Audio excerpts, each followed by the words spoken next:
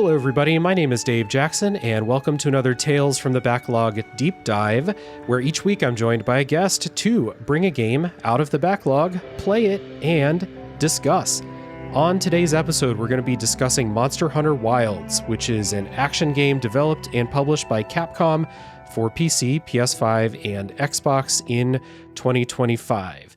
Myself and today's guest both received review codes for this game, so thank you to Capcom and 47 for the review codes.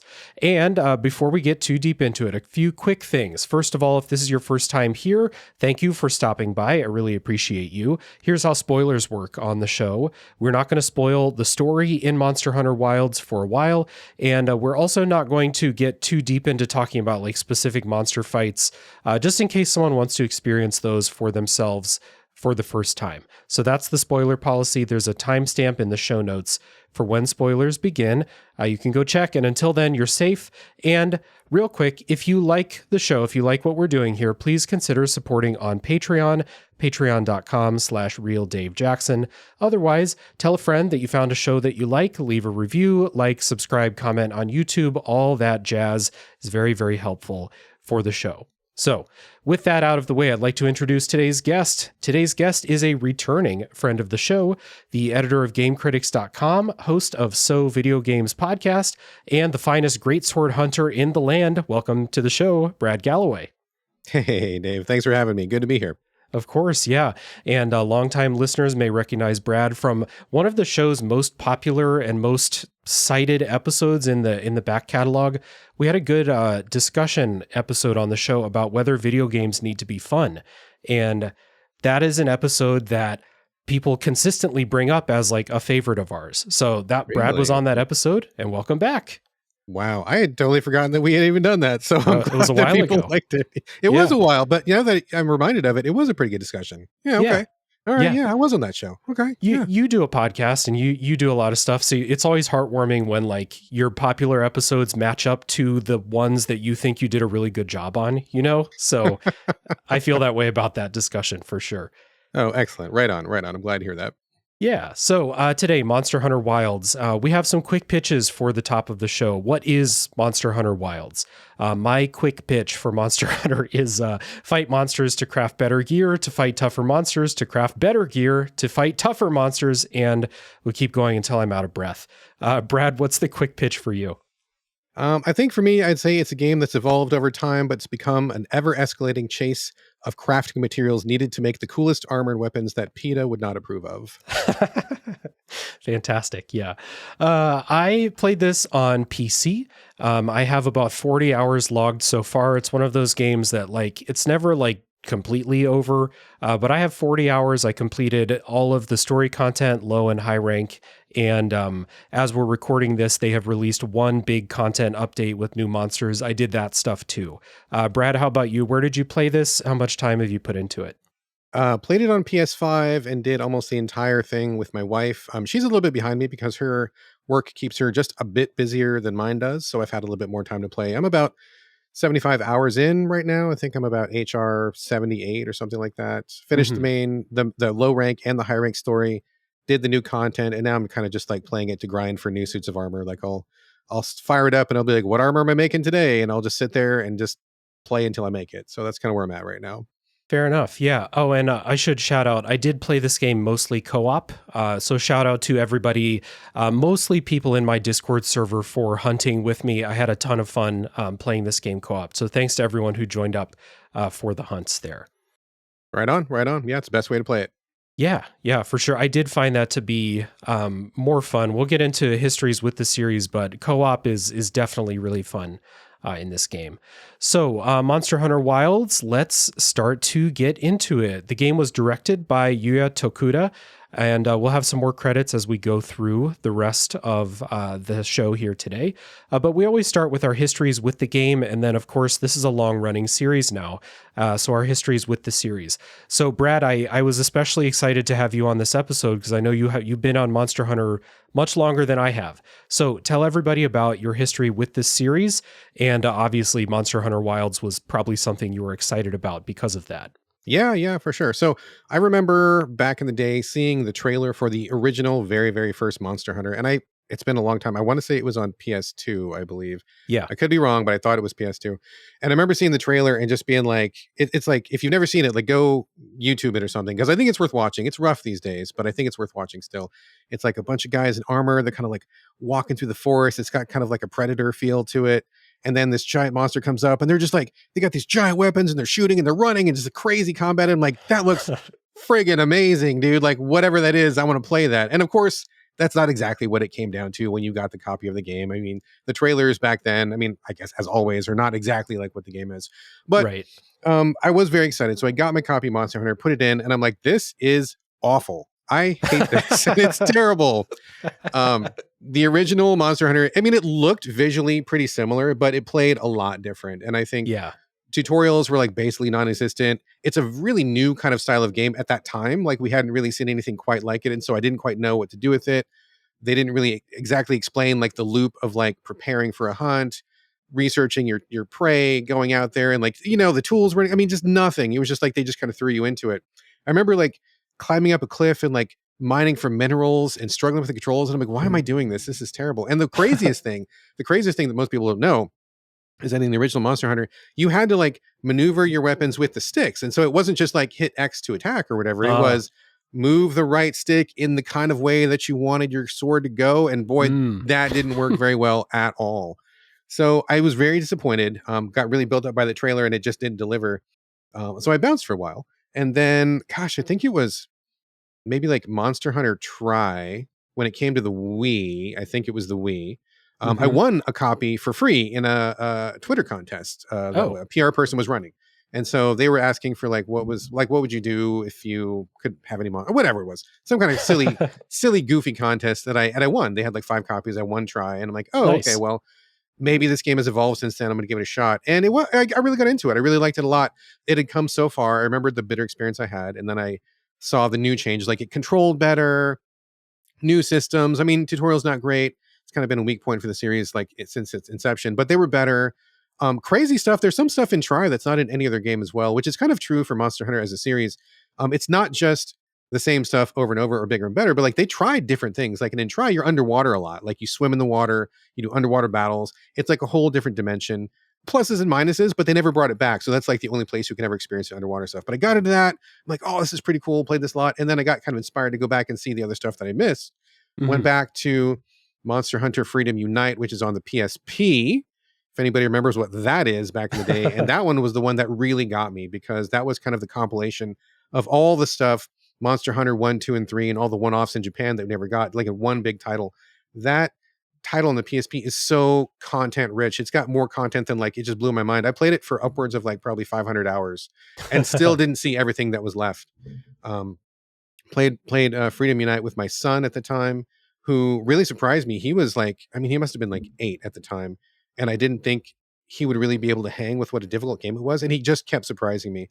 Like Nice. He would play with me and we'd get to like a stopping point. He'd get really frustrated and stop. And then I'd go to work and come back. And he'd be like, Dad, I did the thing. And I got past the Tigrex and I made the armor. And I'm like, really? Wow. Okay, cool. And we went all the way, if anybody knows, we went all the way to like to the Elder Dragons in Freedom Unite, which is like the toughest monsters. And I think even to this day, probably some of the toughest monsters in the entire franchise. We didn't finish them all, which is like totally fine. I mean, we went so much further than I thought we would, but love that. Just like played it to hell.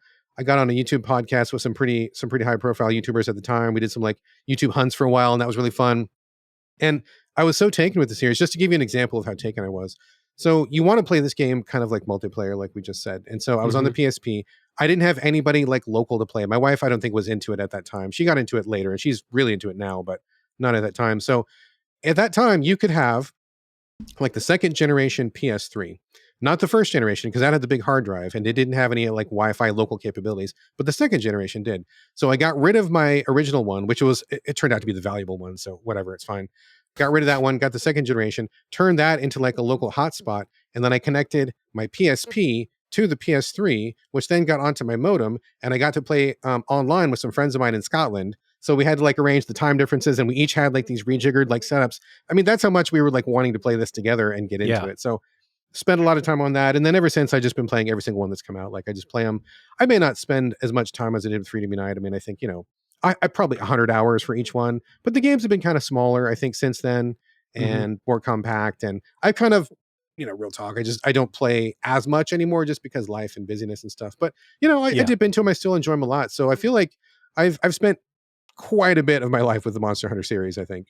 Yeah, definitely sounds like it, and much more than me. So, Monster Hunter Rise on the Switch was my first Monster Hunter game, and that game, it still amazes me that it runs and looks as good as it does on the Switch. But I played it. I beat the.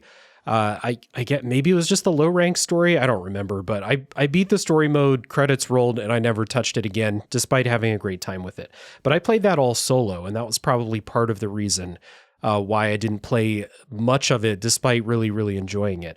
So when Wilds was announced, it was quickly like I'm going to play this as soon as I possibly can, and I'm going to try to play with people because I mean, just fuck trying to play anything multiplayer on Switch, but also just like on PC now it's going to be easier, and Monster Hunter Wilds has crossplay, and it's just going to be so much easier to play with people. So I made it a point, and I'm really glad that I jumped on it when I did, and I'm glad that I was able to play this because I think this game is really, really fun. A lot of fun. There we go. We talked about fun before.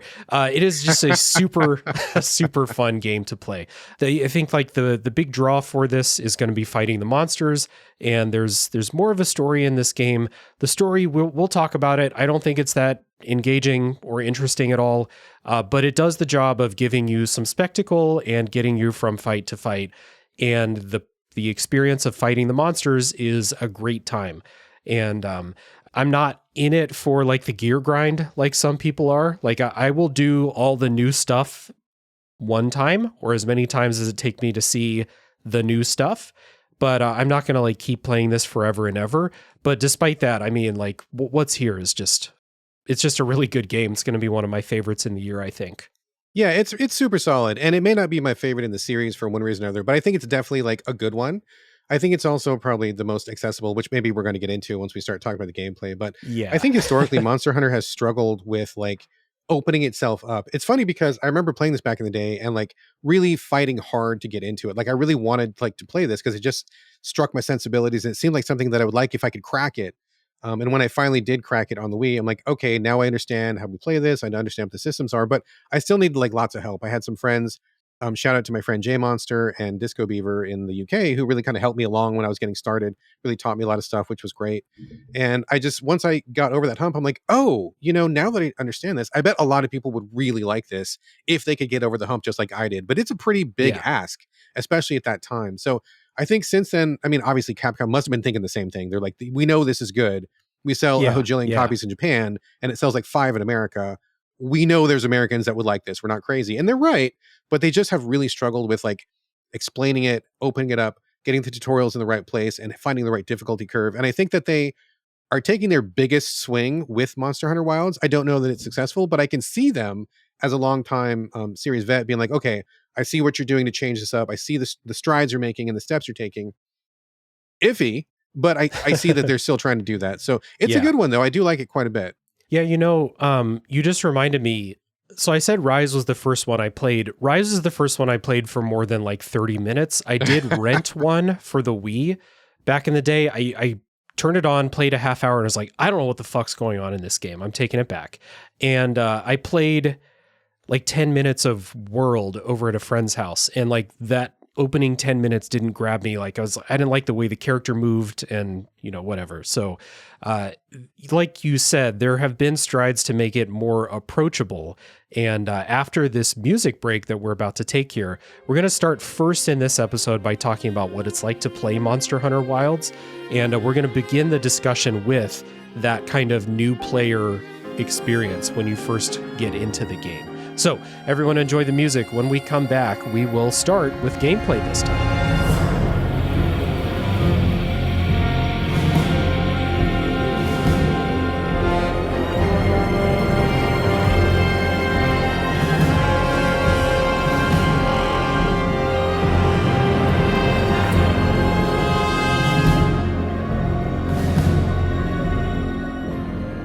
All right, so that new player experience, I think, I bounced off of 2 Monster Hunter games within 30 minutes before finally getting into one with Rise.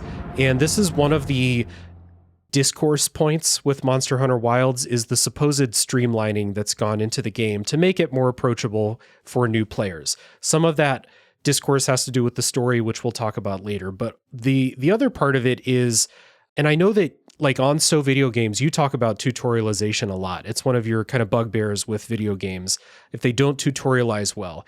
I think despite any streamlining that may have taken place, this game is still a nightmare as far as tutorials and menus go.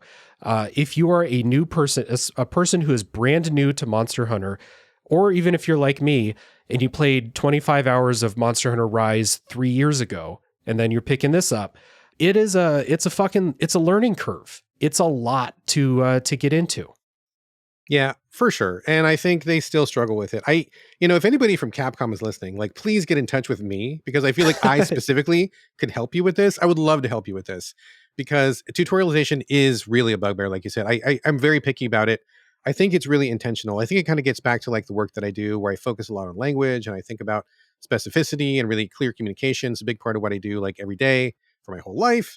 And so when that doesn't come through in a game, it really kind of irks me. And I see lots of places where tutorials could be better. And since Monster Hunter is something is that I love so much, I really want it to be better. I really want them to nail it, but I don't think they have. I think if I was to kind of sum it up, I think what Wilds really does is they kind of like turn off everything that might be a barrier for people and kind of just let you sail through it. So like they've reduced the difficulty of the low rank stuff. You can you don't even know some of the systems that even exist in the low rank. Some of those are completely turned off until after you get to high rank. You don't have to worry about restocking your bag because they kind of like auto do that for you. You don't really have to worry about upgrading your weapon. You don't really have to worry about armor attributes or gems or like any of the skill. I mean, you can really ignore everything in the game and just, if you can find the menu to start the next mission, that's really all you got to do. And you'll probably beat that next monster without too much fuss. It's probably not until the very end when you're like, okay, this is getting a little hard. I might have to like grind out a better sword or grind out a better armor and keep going. But that's about as much as they ask of you. So they really kind of just like turn off and remove and background everything that might be a stopping point, which I guess is one way to go. But I think it's problematic because it doesn't really teach you the game proper. And also, it just kind of ends up to be a pretty boring vanilla experience where you're just kind of doing battle after battle, but you're not really getting the complete experience, which is like all the bits and bobs that we'll get into, I'm sure. So as far as like the UI goes, again, really bad. They have menus upon menus, and I don't think they're logically laid out. I don't think they even remotely teach you the most important part of Monster Hunter, which is the weapons. And if anybody doesn't know, what is it, like 16, 15 weapons or something like that in this game? Yeah, there's a lot. Yeah. Something like that. And each one is so radically different. Like when you play a regular action game, you're like, oh, well, I've got the great sword and I've got the rapiers and I've got the, katana or whatever. And it's not really like that big a deal. One is faster, one is slower, et cetera, et cetera. Yeah. But in Monster Hunter, like they fundamentally control differently. Like it's almost fair to say that each weapon is a game unto itself because you have to master the timing, master the placement, master all these things. And they don't teach you anything about that. So I think they really fall down hard when it comes to teaching the basics. But this is the game where you can essentially just pick any weapon and just mash and you'll get through like most of it, I think. Yeah, so I think the approach, like you said, I agree, is for new players, the difficulty is pretty smooth in ramping up. And I engage with a lot of the systems, but I didn't feel a really serious challenge until the end of the high rank story, really. And like I'm not brand new. I know some of what's going on here. But when you pick a new weapon, the tutorial is it is a barrage of pop-up messages that tell you and on-screen overlays that show you button combos and stuff like that. And it just doesn't feel very natural to learn what's going on. And then everything else, it is menus within menus, and then the upgrade screen, it's really hard to read. There's so many icons and there's just so much going on here. I don't think the information, because there is so much depth in information in Monster Hunter, the information's not really presented in a very digestible way at all. I'm still 40 hours into it. Like, I have to look at the weapon upgrade screen with a very close eye to be like, did I already make that weapon or not? Like stuff like that. It's just not very easily seen. So that's kind of like the barrier to entry. I think the barrier to entry is not that the game itself is too complicated to play. I think that they throw despite the things that are held back, they throw so much information at you and menus that it's just really hard to like get your sea legs. And then once you do, they start slowly rolling in more systems as you go. And I think that like once you come to grips with what it is, this whole experience is great. So it's just that initial thing where you're just like, I'm trying to find this thing in the menu. Where is it? Like stuff like that happens a lot. It took us almost like a full day of trying to figure out, how do I link up with my friends and play online? What's the difference between a link party and a squad? Because those sound very similar, but they're super different things, like stuff like that. And apparently this is the easiest Monster Hunter yet to play multiplayer. It's still needlessly weird to, like, it's not hard to do it, but you have to like navigate these terms and stuff. So anyway. It's not good. It's not good. I'll say that for sure. And like you, series vet, dude, I've got like probably upward of 1,000 hours, if not more, in the series. Again, it took me like almost an hour to figure out how to link up with my wife. And we're both like monster hunters. And I'm like, where are you? What's going on? Why can't I see you? What the hell is happening? And we know this game inside and out. So that's how weird it is. Yeah.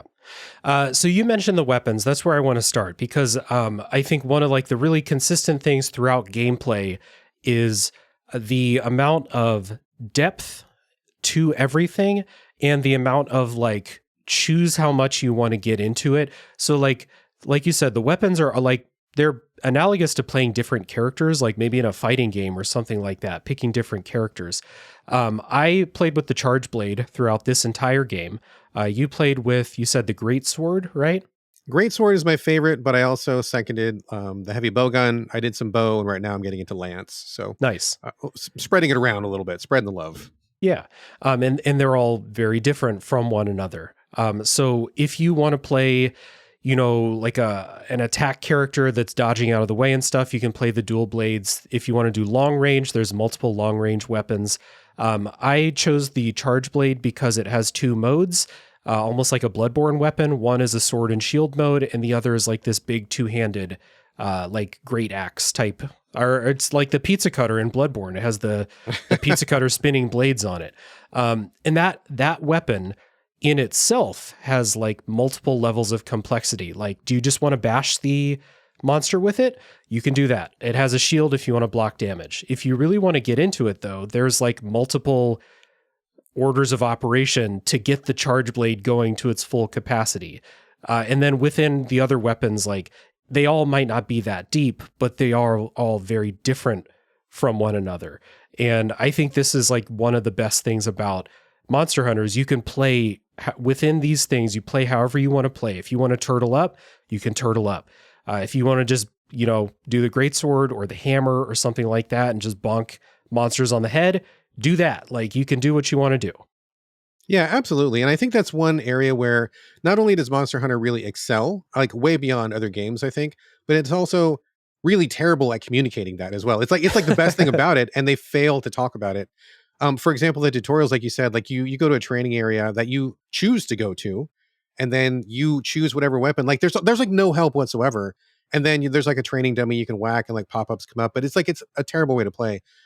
Usually what I do, and I hate that I have to do this, but I still do this, is like, I'll pick a weapon, I'll use whatever knowledge I already have, see what tracks and see what's new. And then I'll go to YouTube and I'll pick one of my YouTubers like Gaijin Hunter or Rex or something like that. And I'll watch like a half an hour tutorial to learn all the new stuff, because they're the ones who really break it down. Yeah. It's just really unfortunate that they do that. But I think the weapons really are the best part. I mean, because they are so different, each one has a very different approach.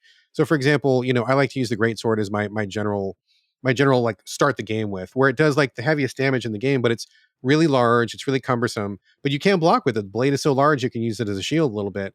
But you have to kind of figure out, when people start the greatsword, they're like, oh, it's so heavy and I can't walk and I can't move it around and what's going on. True, but there's a very specific way to play the greatsword, and the game absolutely does not teach you that at all. Yep. You know, you have to keep it in your scabbard until you get a good opening, and then the first whack when you pull your sword out is going to be the strongest hit. And usually you're going to want to put it away, and like run away and reposition. And so it's kind of like it ends up being kind of a hit and run weapon. But people don't know that because Capcom doesn't tell you. Your instinct is to pull it out and just start swinging it around, which you can do. but you're grounded, you're stuck, you can't really move. Monsters are going to knock you over. It's a bad experience, which is why like a lot of people end up going with like sword and shield or dual blades because you can move a lot. Because Monster is such a technical game that you really have to like understand every little nuance about your weapon to really excel, but they don't teach you anything. And like Yep. in contrast, I picked up the lance. I really like the lance a lot. And the lance is completely different because it has a big shield and you can tank basically anything in the game. Like the biggest hits, the hottest fireballs, like the tail wax. If you have your shield out, you can just tank through all of it, no problem. Mm-hmm. But the trade-off is you can barely move because it's so big and heavy. You almost become like Yeah. a turret, right? And so you can hop a little bit, but like you got to be very intentional to be like, I'm going to focus on tanking. I'll take my hits where I can get them, but I got to really like position myself and make sure I'm not getting hit in the back and manage my stamina. So it becomes a totally different mind game than the greatsword. And that's, I mean, repeat that for like every single weapon in the game, right? There's Yep. all sorts of different strategies. But again, Capcom is just like, figure it out. I mean, like, come on, Yeah. guys, you got to do better than that. Yeah, the charge blade was a similar thing where it's like you can pull out the sword and start whacking the monster, and eventually your sword hits are going to start bouncing off of the monster, and you're like, why is this happening? And how do I get the pizza cutter mode in the charge blade actually working? Like the game doesn't teach you any of that. Yeah. There are very specific things that you have to do to get that to work. And I was like, sometimes it would happen by accident, but I wasn't able to identify like what is actually triggering this. And then, like you said, I found someone who, thankfully, someone put together like a 12-minute tutorial about the charge blade. And I watched that and I was like, oh, this is how this works. It's actually a ton of fun.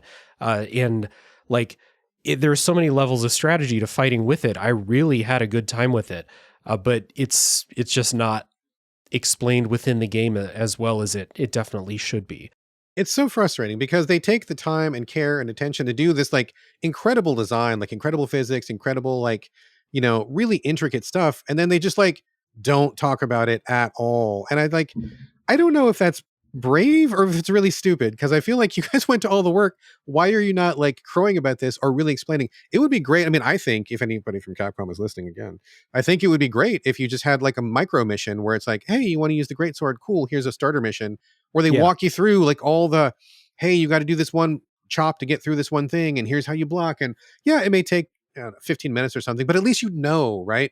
I see a lot of people who like, kind of like what you said earlier. And like I did earlier, like you bounce off because you don't even know what's going on, but then you see videos that look really cool or you see like potential or the trailers look hot and you're like, but how do I get there? And it's like, it's so weird to me that Capcom still hasn't figured that out.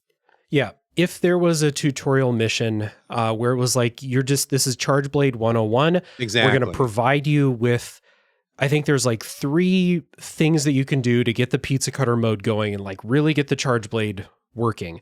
And they walked you through those on, you know, a monster that can't kill you or something like that. Yes. Or even if they put that shit on the training, like put a wound on the training dummy, make me do the thing, hit a wound with the special attack, and then it will get the pizza cutter thing going. And I'm like, okay, this is how I do this. And I'll be ready once I go into the actual like story missions. I'll be ready to actually use this thing. But as you know, as we say probably too many times, thank you to all the people who put the time in to make those YouTube tutorials to teach us how to play Monster Hunter. Once we're here, though, once we know what's going on, we get into this kind of repeating loop that Monster Hunter gets you in, where you have a mission to go on to fight a certain monster. You have your preparation phase, you have the monster fight, and then you have afterwards when you take your monster parts and go make new armor and upgrades and stuff like that with it. So a quick thing about like preparing for fights, this mostly includes making sure you have enough potions in your bag. If the monster does status effects, make sure you have antidotes or whatever else, or any buff items, traps, anything that you want to bring, make sure that it's in your bag. I wish that they made you commit to this a little bit more because first of all, your sacred, which is like legally not a chocobo, but it's a chocobo, will have stuff in its pouch for you. Your kind of helper character Alma will bring extra items for you. If you die, you can go back to your tent and restock. I kind of wish they would just like make you commit. And if you die, and you restart the mission with better information. But this prep phase is interesting to me, making sure you have the right items, making sure maybe you have the right weapon with the right elemental or status effects on it, making sure your armor resists the type of damage you're coming up against. It's interesting to me, but in practice, it does not matter until you get to the very difficult fights. I wish it mattered more. That's my thing. Yeah, I mean, you're not wrong. And that's one of the areas where Capcom really pulled back because rather than tutorialize it. Yeah. So like in previous games, for example, you would have a bunch of side quests. And as a side note, in Wilds, I counted, you get exactly one side quest for the entire low rank campaign. Otherwise, you're just on a narrative track forward. Mm-hmm. Once you get to high rank, like a million side quests open up, but they're not really what they used to be. In previous Monster Hunters, they would have you go on a side quest to get a specific berry or a specific piece of rock or something. And people would always bitch and moan about it. Oh, these are so boring. Yeah, they were. Full disclosure, they were boring. But the purpose of them was to be like, if you go get this rock, you can come back and do this thing with your sword. It'll give you a special, status on your sword. Or if you get this berry, it makes you this potion that makes you 10 times stronger. So we want you to know very explicitly, go get this thing, use it, prepare it. So I think those served a purpose. And I'm really sad that they kind of took them out. I mean, not that they couldn't be improved, or maybe wrap them up like 2 or 3 in one go, so you're not doing a million like little boring quests, but they took away a lot of that teaching. And the biggest example is, I think, the capturing. Capturing used to be huge in Monster Hunter. It was so important, and not in this game, not in Wilds, but previous games, you had the choice of either killing a monster or capturing it, which included whacking it enough so that it got injured, and there's different animations for that. When a monster got close to being dead, they would limp, pieces would fall off them, they're huffing and puffing, they're drooling, they're bleeding. You could see visually that they were weak, and then you would put them in a trap, and then they'd get stuck, like their leg would fall into a hole, they get stuck, and you hit them with some tranquilizers, and they pass out and they fall down, and then you bring them back to the base where you take your time to surgically, dismember them or whatever, as horrible as that seems. Who knows what's going on after you capture them, yeah. Right. But you would get the best stuff. Like all the best stuff would be if you captured them, because it was so much more work than simply killing them. That doesn't really happen anymore. In fact, they don't even mention capturing at all in the low rank campaign, I don't believe. I think that the very first time they mention it is in the high rank campaign, the first campaign mission, where they spring it on you all of a sudden. They haven't taught you anything about it. And if I didn't know from previous Monster Hunters, I'd be like, what are we doing? What's happening? But like, there's a whole process. There's a whole thing. There's even icons that are dedicated to it. They don't teach you anything. There's the hooks there for a lot of deeper gameplay, but they've kind of just like nerfed it all to let people just kind of get through the campaign. And even when you get to the high rank, it really doesn't matter that much. I mean, for example, I think to get through the low rank campaign, I think I needed to make 1 suit of armor. And making armor is like a huge part of Monster Hunter. When I got to the high rank campaign, I think I made 1 more. And that was all I needed to get through all of it, which is like super not what it used to be. You'd have to have a specific set of armor for one specific monster because that monster was so tough. And you'd have to make specific potions for that one specific monster, like way more like Witcher-esque kind of like pre-battle prep going on. And now it's like, you really can ignore almost all of it.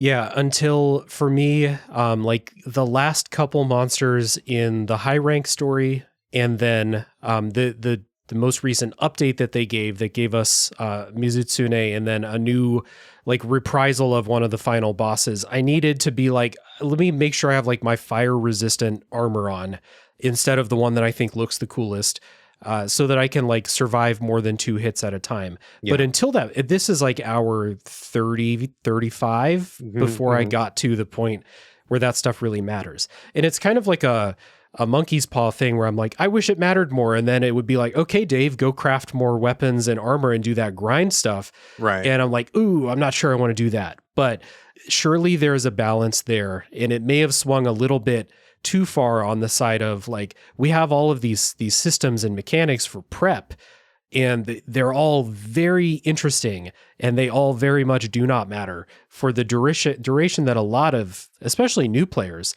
are going to play this game. Like, I think that if you talk to us in a year when they've put out more and more harder like event monsters and update monsters, and then eventually there's going to be an expansion, like it'll probably matter more then, I would guess. For sure. But as it stands right now, not so much. But it is cool. It is there. Make sure you have enough potions with you and stuff like that. You're probably fine.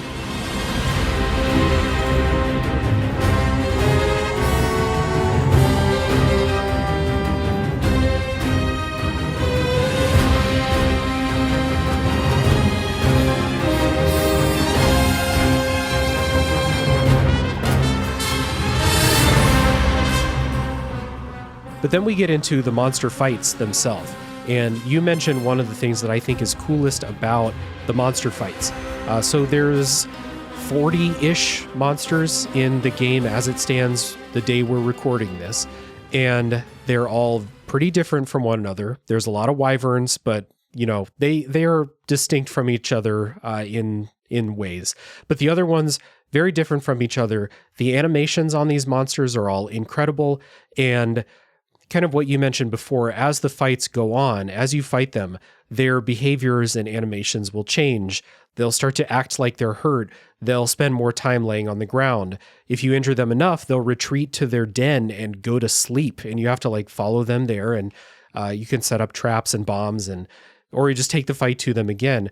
And this is one of the things that I think makes this game just, in the act of doing the hunts, nothing beats this. This is incredible stuff. And I think it starts with how lovingly made these monsters are. And partly too, last thing I say before I throw it over to you, the monsters don't have health bars. So you don't really know how long a fight is going to go until you see those behaviors change. And you're like, well, I might be down to like 2 or 3 potions left, but look, it's limping around. We got to be close. We can do this, stuff like that. All the care that went into this is incredible stuff.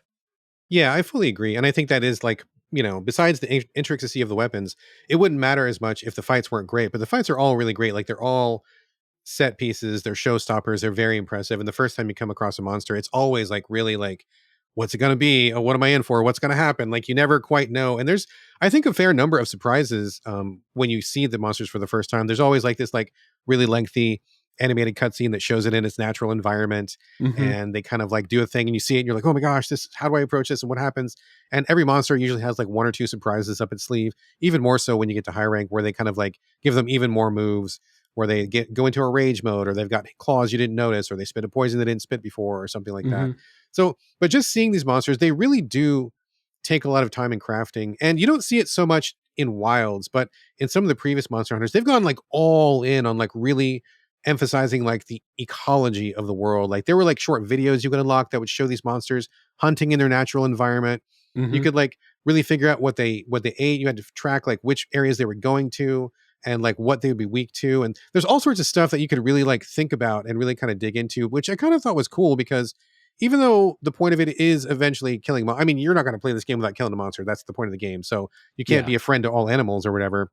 There's a Monster Hunter RPG where you can, but that's a totally different game. Right. But like also they really did kind of lean into, we use the pieces of the animals and we understand that they have a place in the environment, and sometimes they're getting out of control. And so we're only going to go after the ones that are out of control. And it wasn't just like, just consuming and demolishing and removing them from the environment. It was kind of like showing you like a rough truce between these, where it's like, yeah, we're kind of living in this world, and you guys are so much stronger than us, but also we have weapons, and you guys mind your biz and we'll mind ours, but you get out of place, we're going to come get you. It's kind of a cool little like Wild West sort of a vibe to it, or kind of like man against nature kind of thing happening, which I think is really underlined by how impressive and how strong a lot of these monsters look. Like if you were to, I mean, it's kind of like, it's not quite as impressive, but like, can you imagine like going to the savannah and like going after a lion and you've just got like a sword or something? I mean, don't do that in real life. Like they're endangered, and I don't advocate that at all, but the same kind of idea of like that feeling of like, wow, dude, this thing is huge and it's going to get me, and the claws, and just that feeling is really primal. So maybe it's kind of tapping into something like deep in our lizard brains, perhaps. Yeah, for sure. You mentioned something interesting with like the way that these games work, kind of like underscores your relationship to them within like the ecology and like the environment of these places. In Monster Hunter Wilds, you're new coming into this region, and you are really only encouraged to kill the ones in the story that are going nuts and like causing problems. But kind of spoiler alert, they're all causing problems in some way or another. And this is an area where like, I think the story could have, like, if they wanted to do this story, and it's pretty clear to me that they don't want to fully lean into this, but if they wanted to, there is a story to be told here about your eventual impact on the environment as you kill all of the apex predators throughout here.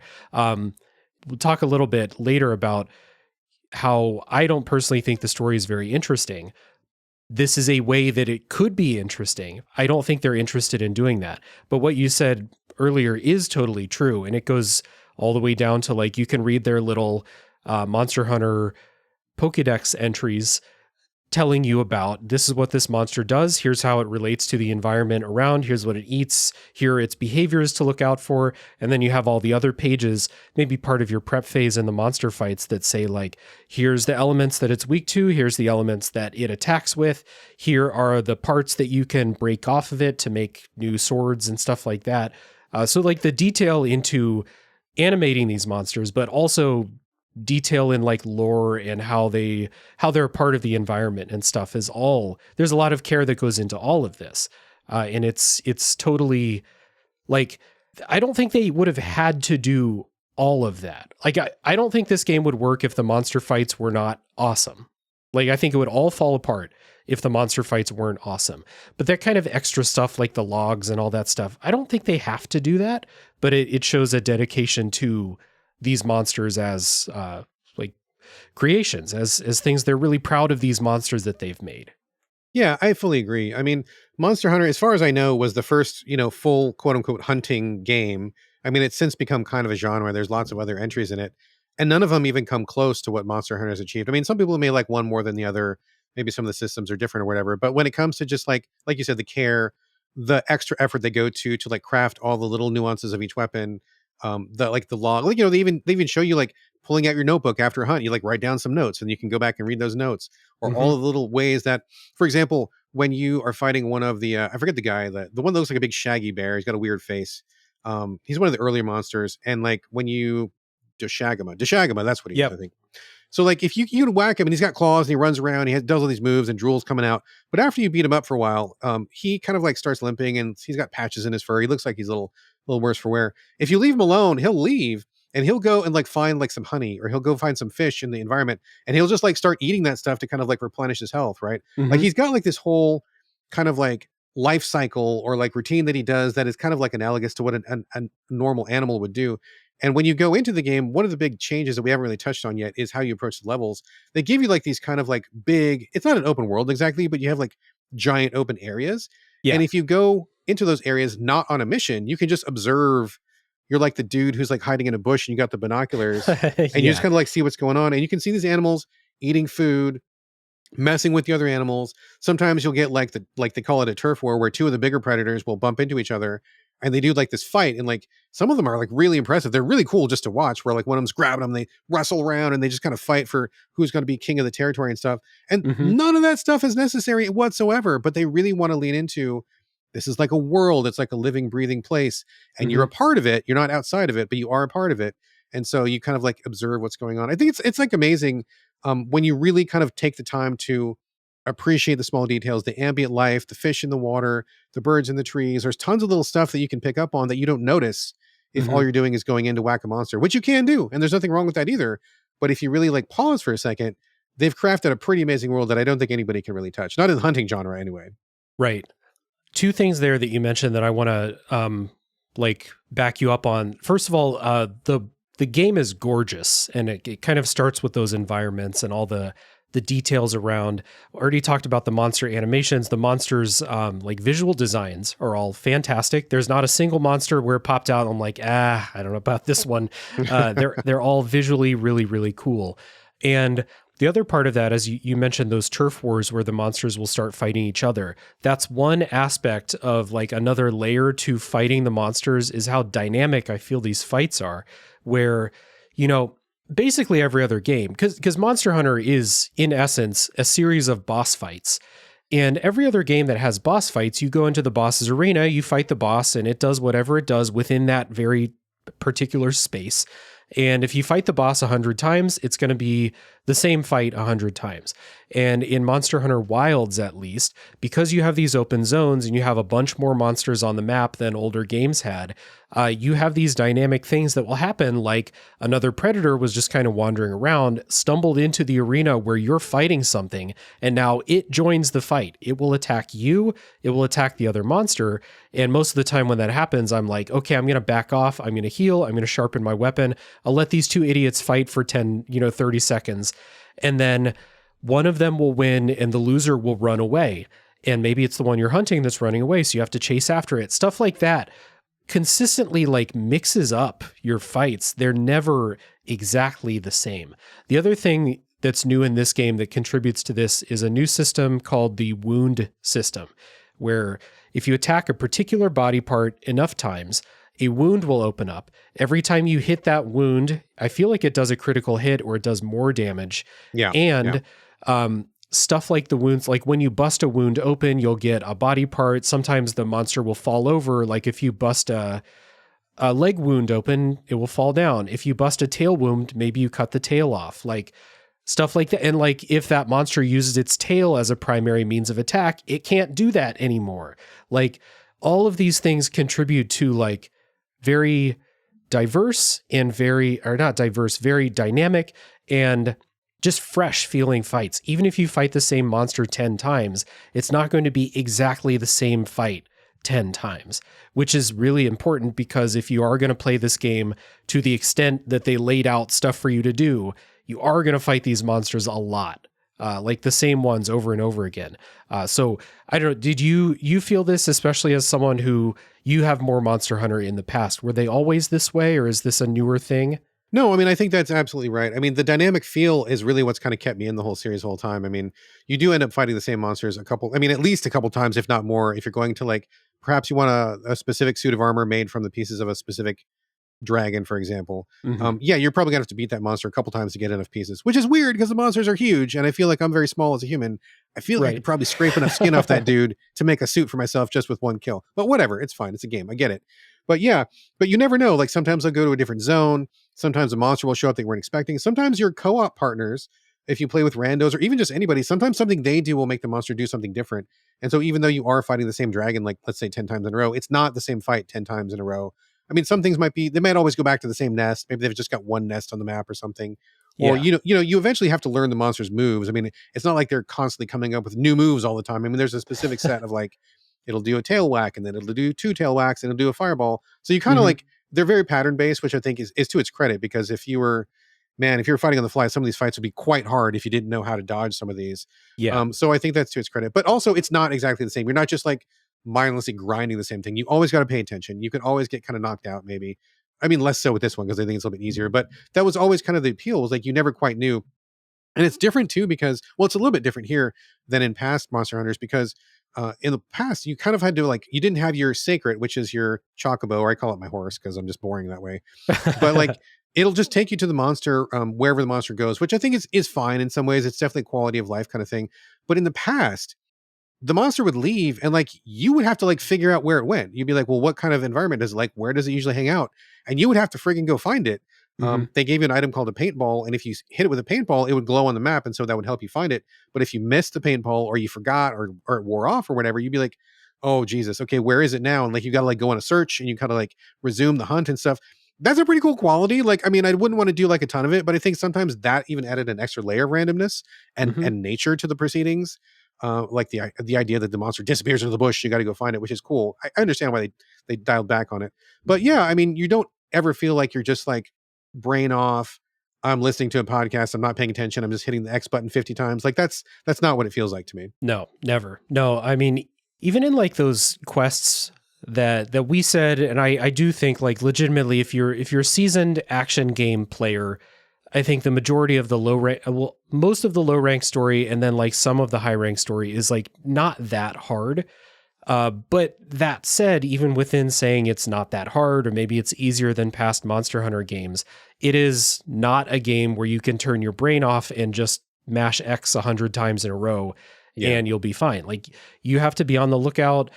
I think maybe a monster will kill you in like 4 or 5 hits. Like if you get caught in a big combo, there are 1-hit KO attacks that like late game monsters will bring out, and they have like big tells, so you know they're coming, but if you're careless, you'll get hit with them and you'll get killed.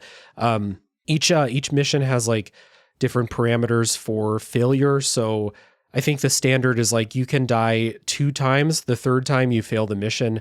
And if you're doing it co-op, that pool of deaths is shared between your party. Yeah. So you almost have to be more on your guard when you're in a big party, because if everyone wipes on the same attack, the whole mission's over. So stuff like that. Suffice to say, there's a lot going on with these fights. And I had a bullet point question for you prepared where I was going to ask, like, what do you think the secret sauce of Monster Hunter is? And then I got to thinking about it. It's like, it's the monsters. Nothing else would matter if the monsters sucked or if they were mediocre. I don't think anyone would care about this game. Very true. But I think something that we kind of touched on this earlier. So the monsters absolutely key. I mean, it's right there in the title, Monster Hunter, right? But I think there's a lot of hunting games that I've played. I've played almost all of them that have come to the States. And I think that they almost universally miss the mark because they don't understand that it's not just the monsters. It's also the complexity of the actions that you're taking, because it's boring to go into a fight and you have like a regular ass sword and you're just hitting X 10,000 times. I've played games where that's what you do. And they think the draw is grinding for mats. That's actually not what the draw is. That's a cool part of it and fun. I mean, I like fashion souls. I like getting a cool piece of armor. And they actually have a really nice screenshots of your armor, and it's very fucking cool. I've had a few more since then too. I'll have to send you some pics later. But like, they've got a good armor system, so you can see what you look like, and that's fun. Getting the different weapons is fun. But I think it's actually the hyper tactical nature of each weapon and learning the weapon that, in combination with the complexity of the monsters, is really what makes it. So, for example, let's say that I take the greatsword, which is my favorite weapon. I know that it's very slow, but I can use it like as a hit and run kind of a weapon. If I take it out, whack somebody, and put it back. Also, there's like huge combos you can do when you get a big opening. So the metagame of when you're playing is like, okay, I can take these little whacks. I have to learn how the monster is moving. And like, I'm constantly engaged with like, he's going to take a couple steps. I'm going to go back. I'm going to miss his fireball. I'm going to swing around the back. I know his back's going to be turned to me. I'm going to hit him then. And then if somebody else knocks him down at that time, then I'm going to line up for like the huge combo. So I'm constantly doing these micro evaluations of like, where do I need to be? Where do I need to block? When do I need to get away? How big is my dodge window? Like, I'm constantly thinking about how the mechanics of my particular weapon, and they're different for every weapon. The mechanics for every weapon, how does this work in conjunction with how the monster moves? And so that little micro evaluation, you're doing like 1,000 calculations per minute of like, where do I need to be? How can I get them? How can I avoid the hit? And how can I stay alive? That to me is like ultimately the secret sauce, but it wouldn't work without the monsters.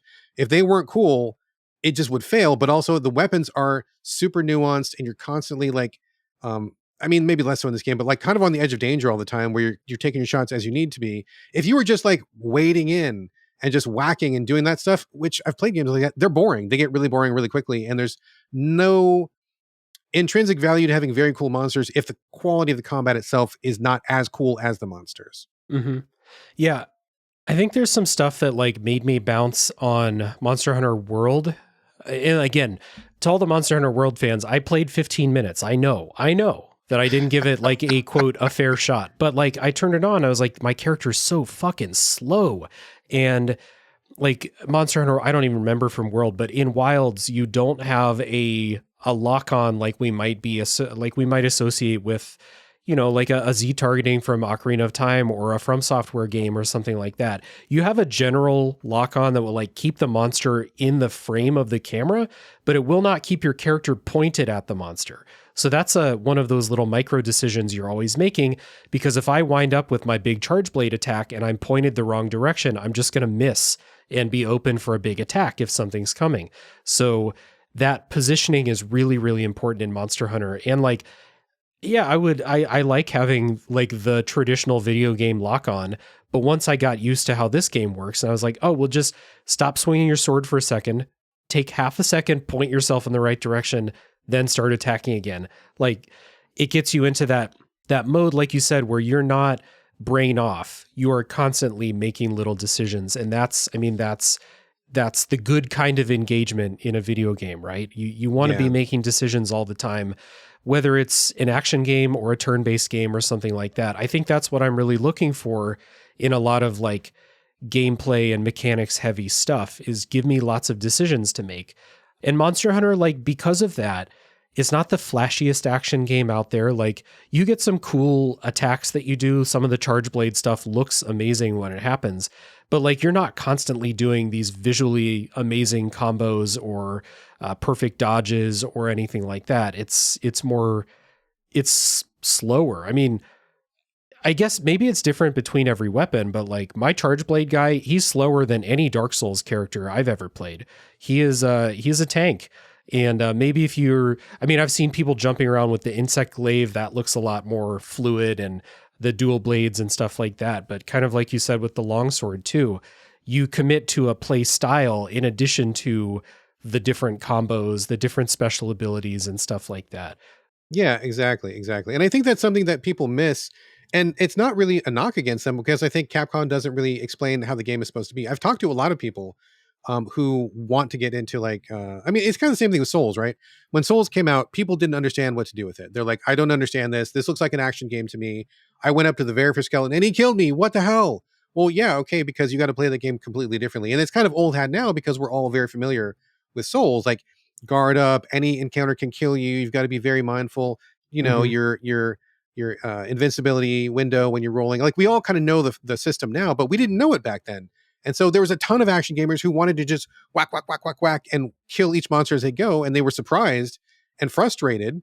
You know, famously, like, you know, people at Sony thought it was a terrible game because they didn't know how to play it, and they're like, we don't want to publish this, Yeah. and went to Atlas instead, right? Like, that was a whole big thing that happened. And I think it's the exact same thing with Monster Hunter, where if you don't know what to expect, I talk to people who want to approach it like a regular Mash X action game, and they're like, "Where's the wall? Where's the lock on? What's going on?" And it's like, I get you, and I understand why you feel that way, and Capcom doesn't explain it, but that's not the game. Like, the game is, like you said, positioning, learning your weapon, learning how to go, and like that whole thought process is really where the Monster Hunter happening. The action really goes. You know, like, you got to think about that. And if you're not down for that kind of combat, that's totally cool. There's a million games out there that do something different, more traditional. But that's really, I think, for me, what the real identity of Monster Hunter is. It's that moment to moment reevaluation, strategizing, positioning you versus this giant friggin' dragon, and you're probably going to win if you figure it out. Hmm. Yeah, I think that's what keeps me interested in doing the fights as well. Like I said, I played this game almost entirely co-op, but I'm not the type of person that will play any game co-op. I kind of famously, if people don't know me, I don't play co-op things very often unless it's like a split fiction or something like that that has to be done co-op. I just don't play multiplayer games very often. Same, And same. Monster Hunter, like the appeal, like, I love my friends that I played with, but the fact that I could play with them was not the reason I played so much Monster Hunter. It's because these fights are great, and I had fun talking and playing with them along the way. So you mentioned the other component of this, the kind of final part before we start repeating the process, is after the fights, you'll break off some monster parts during the fights. You will get some monster parts as rewards for completing the missions. And then it's time to take all the stuff that you got to the blacksmith and see if you can make new armor pieces out of the monster. Every monster has their own armor piece. Most monsters have their own weapons that you can make out of them. And say you just killed a monster that uses paralysis attacks, you can now make a weapon that does paralysis status. And generally, that's how it goes. And then you start to get into the grind that in the low rank story, and I guess worth defining real quick, low rank is like most of the story content. You get up to level 20. High rank goes from 21 to 40. It's like some extra story stuff. And then after that point, it's like the end game, I suppose. So in like the low rank story, the kind of low stakes type stuff, not that the story's low stakes, but you know, the fights. You don't have to grind a whole lot to make a new weapon. You fight a monster once, maybe twice, and you can make their weapon. And then as you play longer and longer, it becomes harder and harder, and you start to get into the gear grind, which does not appeal to me at all. But that said, the fact that the fights themselves are so fun, I would look at a thing and be like, oh, I need like one or two more parts. I'm interested in going to fight that monster again because it's going to be a good time. And then I'll be able to make that weapon. I don't know. I'm not drawn to the gear grind as much as I know some Monster Hunter players are like, I'm going to get everything in the weapon tree. I'm going to get every suit of armor, like stuff like that. That's not me, but it is there and it goes forever if you want to like really get into it. Yeah, for sure. And I'm not really a grinder. I mean, I kind of am making all the armor right now just because I'm enjoying playing the game, but it's just because I want to play the game. It's not because I'm Yeah. really like after the armor, because God's honest truth, I'm not going to use 95% of it. Like, I made a really good, like, high-end set that's going to meet my needs for most of the game until maybe the Mm-hmm. new DLC comes out. So I'm not using it. It's just fun, but I'm taking this as an opportunity to earn something. I'm getting the parts, I'm earning money, I'm making new cool looking pieces of armor so I can be fashionable or whatever. But really, I'm using the extra content as an opportunity to just learn the other weapons, where I feel like I've Yeah. mastered the greatsword pretty well. I know the heavy bowgun pretty well. I'm pretty good with the lance. Like, I'm not an expert, but pretty good. But there's like I don't know, 12 other weapons that I suck at. And I'm like, okay, well, I'm just going to pick a new one and I'm just going to learn it. And I'm just going to keep doing these battles. And if I fight this spider 10 times because I'm trying to learn the longsword, I'll just use it as an opportunity to learn. And if I get a suit of armor out of it, then cool. That's a nice bonus. But I think it's also worth mentioning too, that I don't think people really understand, and I don't think Capcom explains, when you get through the low rank story, that's like very little of the game. The bulk of the story, most of the missions, most of the monsters, they're coming after high rank. Like there's monsters you won't even see in low rank. There's missions you won't even go on. There's skills and attributes and systems you won't even know exist until you get to the high rank. So I don't know if it matters, but I appreciate any game that lets you do a campaign, roll credits, and bounce in a pretty reasonable amount of time. And for me, it was like 15 hours to do the low rank story, which I think is super reasonable for a game of this kind. And if you want to bounce at that point, I am grateful to that, because if I wasn't clicking with this, I'd be like, okay, I feel like I got my money's worth. I rolled credits, felt good, leave. But there's so much more if you want to get it. And I really admire that game design itself. Just in general, I think that, I mean, not to generalize, but I think maybe every game could benefit from something like that, where you give a person an out if they want, and they don't have to feel bad about not finishing the game. But, there is quite a bit to explore. And if anybody's enjoying it, I would strongly recommend they keep going into the high rank. And you're going to see a lot more stuff you haven't seen yet. Yeah, I think the low rank in Monster Hunter Wilds, at least, I can't speak to the other games, but in Wilds, the low rank comprises the huge majority of like the plot of the story. Oh yeah. There's more stuff in the high rank, but it's much less consequential.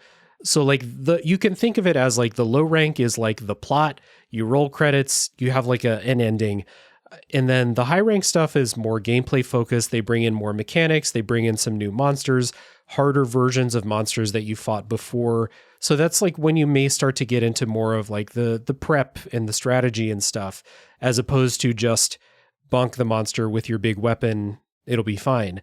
And then after you finish the high rank stuff, that's when you get into the real sicko section of Monster Hunter, where it's like the hardest versions available of the monsters and more gear grind. And that's when like the fashion really starts to come into it, because you just need so many more materials to make the new armor. But yeah, it's a really unique way to kind of structure story, and in this game also, I suppose, like what you're fighting.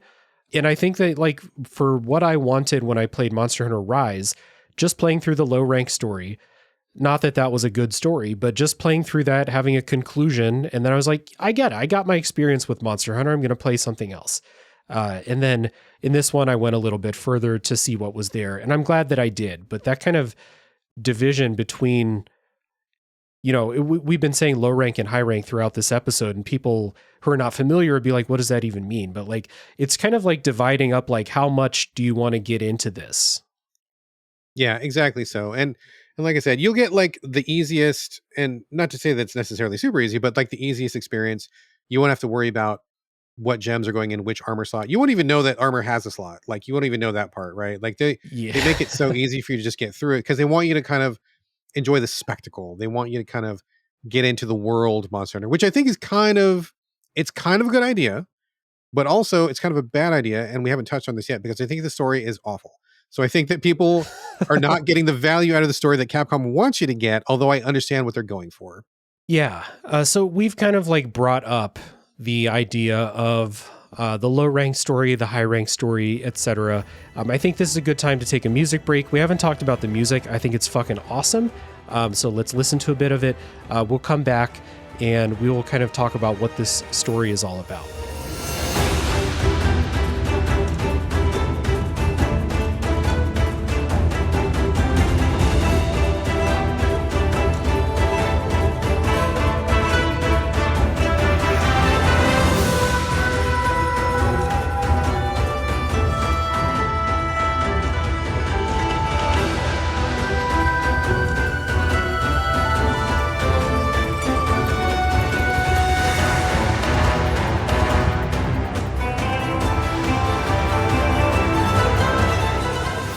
So, at the beginning, you create a hunter.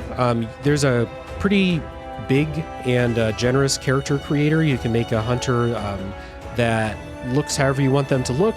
and he has a voice in this game, which I hear is new. Your hunter is not a character. They do have a voice. They do say things. They're not a real character, though. There's nothing interesting about them as a character. They just kill stuff. So the story setup for Monster Hunter Wilds is the opening cutscene shows this giant white monster attacking a group of villagers that are huddled up in this cave. One of the villagers ushers this little kid out. The kid's name is Nata. He escapes and wanders the desert by himself until your hunter and your kind of crew of surveyors find him, take him in, nurse him back to health, etc. And so like the story is trying to figure out, what was that white monster? Why did it attack? Are Nata's people still alive? And why are some of the other monsters around becoming more aggressive?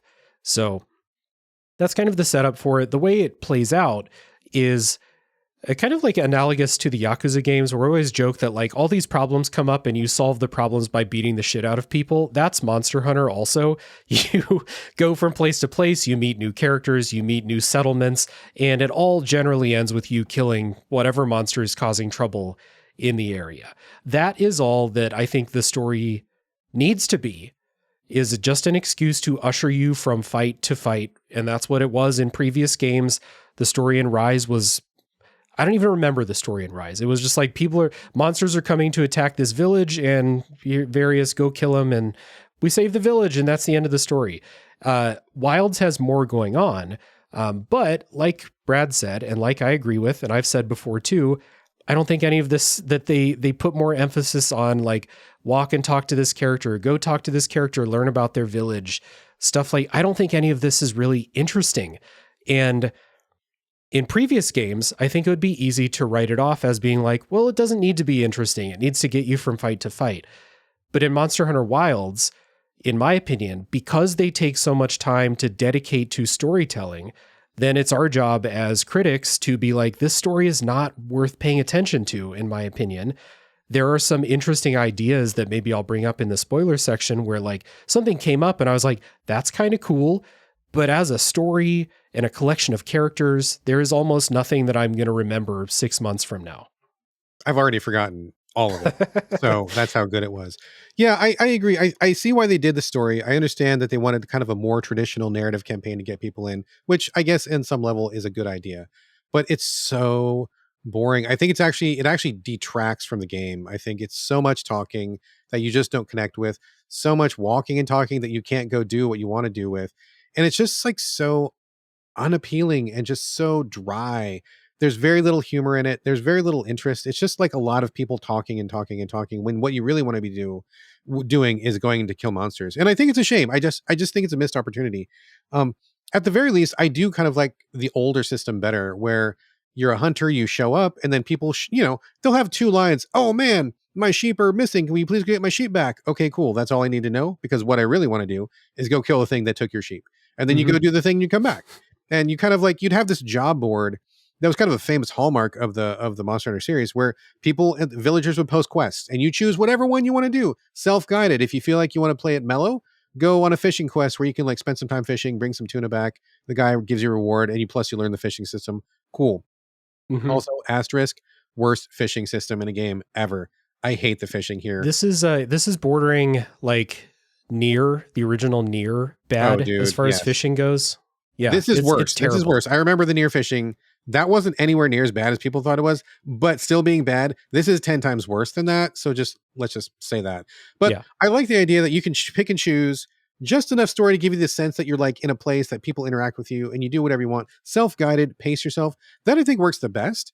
I was so frustrated so many times when you get on your horse or your chocobo shaped horse, and you just have to watch this thing for like 10 minutes where you're like slowly walking and talking about stuff that you don't care about. And you're just like, oh, please let me hit something. I'm going to kill my own chocobo if I don't get to kill something soon. I can't take any more of this story. Like it drove me crazy how dull it was. Like it just really misses most of the cinematic moments. I mean, yeah, there's cutscenes when the monsters show up and those are always good. But everything in between that is just like nails on chalkboard for me. It was very tough to get through. Yeah. So I was thinking about like, what is this missing? Because I think that if you were to like write out the plot, I think the plot itself has some interesting stuff in it. And the revelations about what that white monster are, I think are pretty cool on paper. But I think what this story is missing is, number one, like, I find the characters that you spend the most time with to be pleasant, but not, there's no depth to anybody in this entire game. So it's not a game where I'm going to go through and be like, I love this character. I would be devastated if they were in danger. Like, I was never like that, really. And that doesn't really happen anyway to most characters that you would care about. They have plot armor. Everything's fine. And the other part of it was like kind of what I mentioned earlier. Okay, so we have themes in Monster Hunter that are ripe for the taking if you want to explore them. And they're just not interested in exploring things like that. There's like one line of dialogue where someone objects to you killing a monster. And I'm not saying that like I want Monster Hunter to be the game that makes me feel bad for killing the monsters. Like, I'm not here because I wish that would happen. I just feel like there's a lot of material that could be mined here, thematic material, and it's just not interested in going there. In any when I say that, anything that just popped into your head, they're not interested in going there, just straight up. So what it turns into is I go to a village of people that I've never met before. I talk to them for 10 minutes. I realize I don't care about them. Their village backstory is not interesting. The way they relate to the story is not interesting. And then they have a monster that's causing trouble, so I'm going to go kill that monster. That's basically what the story is until you find out why things are happening the way that they are. Yeah, pretty much. Yeah, I will agree with you. The cutscenes of the monster introductions are awesome. I actually didn't mind the walk and talk sections because they're usually when you're first going into an area and like taking in the surroundings. And truth be told, I was in voice chat for a lot of this game. So if there was conversation I wasn't interested in, I would not listen to it. I would read it while talking but not like soak it in because it's just not, nobody has really anything that interesting to say. They could expand more on the world and like the relationships between the monsters. I mean, you're out there like surveying. That's like your real reason for being there. And Monster Hunter has a lot of lore, which I was not aware of until very recently. And I don't think this game connects to existing lore in a way that like really would want to make me interested in learning about it. Like, they just say proper nouns. And so this is the game where they're trying to bring people in. Monster Hunter World was a huge success and a bunch of new people are playing this game. And they could have done something to connect this in a more obvious way with existing lore that now that I've heard about it, like, it's kind of cool lore. But when you're playing Wilds, they're just like, yeah, this proper noun that if you don't know that it's existing, you're like, oh, okay, sure. This is what this place is called. Okay. I don't think they do enough to connect to that. So it's like, I feel like I've spun out like 5 or 6 ways that this could be more interesting than it actually is. And instead we end up getting just like a kind of boring plot with boring characters that shuffles you from awesome fight to awesome fight and awesome spectacle. But then when it's like, go back to the village and talk to this person, I'm like, I don't want to talk to that person. I don't care what that person has to say. Yeah, I fully agree. There's like you said, I agree. There's 5 or 6 different ways you could go with this to make it more juicy and more interesting. They don't choose any of them. And they could at least get rid of it and just let you do awesome fight after awesome fight and skip the boring stuff in between. But they stuffed the boring stuff back in there. They felt it's important that you get bored for a little while, I guess, to enhance the coolness of the fight when you get there. Cause you're like, finally. And it just like is like putting salt on a steak, right? Like, it's already delicious, but like after being bored for 10 minutes, it tastes that much better when you get to it, I suppose. But yeah, I do think the story is the biggest weak point of the entire experience. I think for me anyway, once I got to high rank and the story was like mostly over at that point, I'm like, oh, thank God. I can just, all the side quests pop up. I can choose to do what I want to do. It's mostly just about going out as much as I want to go out or as little as I want to go out. And I think that's fine. But I do think they missed a beat by like kind of not having the side missions that I talked about earlier, like where you're building a farm. Farms used to be huge in Monster Hunter. That used to be such a big thing, and not like Harvest Moon kind of farm. Like, it was like a specific Monster Hunter kind of farm that you used to like supplement your hunting. Those were like whole little things. You'd have a whole little like cat training thing. You have a cat buddy that goes with you on these hunts if you don't have a multiplayer person to go with you. They'd stripped out all the cat stuff, and it used to be really interesting to find out what's going on with the cats. and you could build them little vehicles, and you could build them like little skills. There was this one game where you had like 3 different cats, and you were training them on this little regimen. And I get that's maybe too in the weeds for some people, but like it added to like the overall flavor of the game. And one of the best things, the worst and the best things, was there was a mission where you were wanting to like help one of the scientists do something, and you do a little bit of that in this game, which I think is also not well tutorialized. But like you'd be like, I need to get a wyvern egg, and so you got to like run up to the nest, find an egg, carry it back, and these eggs are huge. They're like 3 feet like around. They're huge, and that you when you carry them, you're waddling, and so you can't go your regular route, and like you can't put it down or else it's going to break, and the dragon's chasing you, and that kind of like really illustrated the world where you're like, oh man, I gotta get away from this thing, and I gotta like use what skills I have, and I can't like just fight it. And I mean, adding those little bits I think would enhance some of the narrative and make you care more about the scientist because you brought the egg back. Hey man, here's that egg you wanted, and like now we're buddies because I did this thing for you, and you got more of an attachment to it, or like more attachment to your cat because you spent time watching him do 1,000 push-ups to make him strong in the way that you wanted him to be. Like I mean, there's lots of opportunities to even through the gameplay enhance the narrative aspects on top of the 5 or 6 different themes that you mentioned that they could do, and they don't do any of those. So I feel like that's kind of a huge whiff. And honestly, I think the less said about the story, the better. But it is a good thing that in many ways, I think that this game does succeed. The cool monsters, cool fights. And, I think the weapons are kind of, in some ways, the best they've ever been, which I think is really cool. I see a lot of really good mechanical improvements. So it's a joy to play. Just like you said, get a friend, chat through the cutscenes. That's probably the best way to do it. Talk about something else, sports, pizza, whatever, and then come back to the game when the cutscene's over. Yeah. It's basically only when we get to this point where it's time to put the critic's hat on and talk about the game as it is. And there is such an added emphasis in this on telling a story that I think it does fall on us to give the story its time. Unfortunately, in here, I don't think the story really succeeds in anything that a Monster Hunter story has not succeeded in the past, which is giving you a reason to fight the monsters. As flimsy as that reason can be, it doesn't really matter as long as you get me into that fight. And so I think like the biggest thing that I think is good about the story is the presentation and the spectacle of when the monsters make their entrances.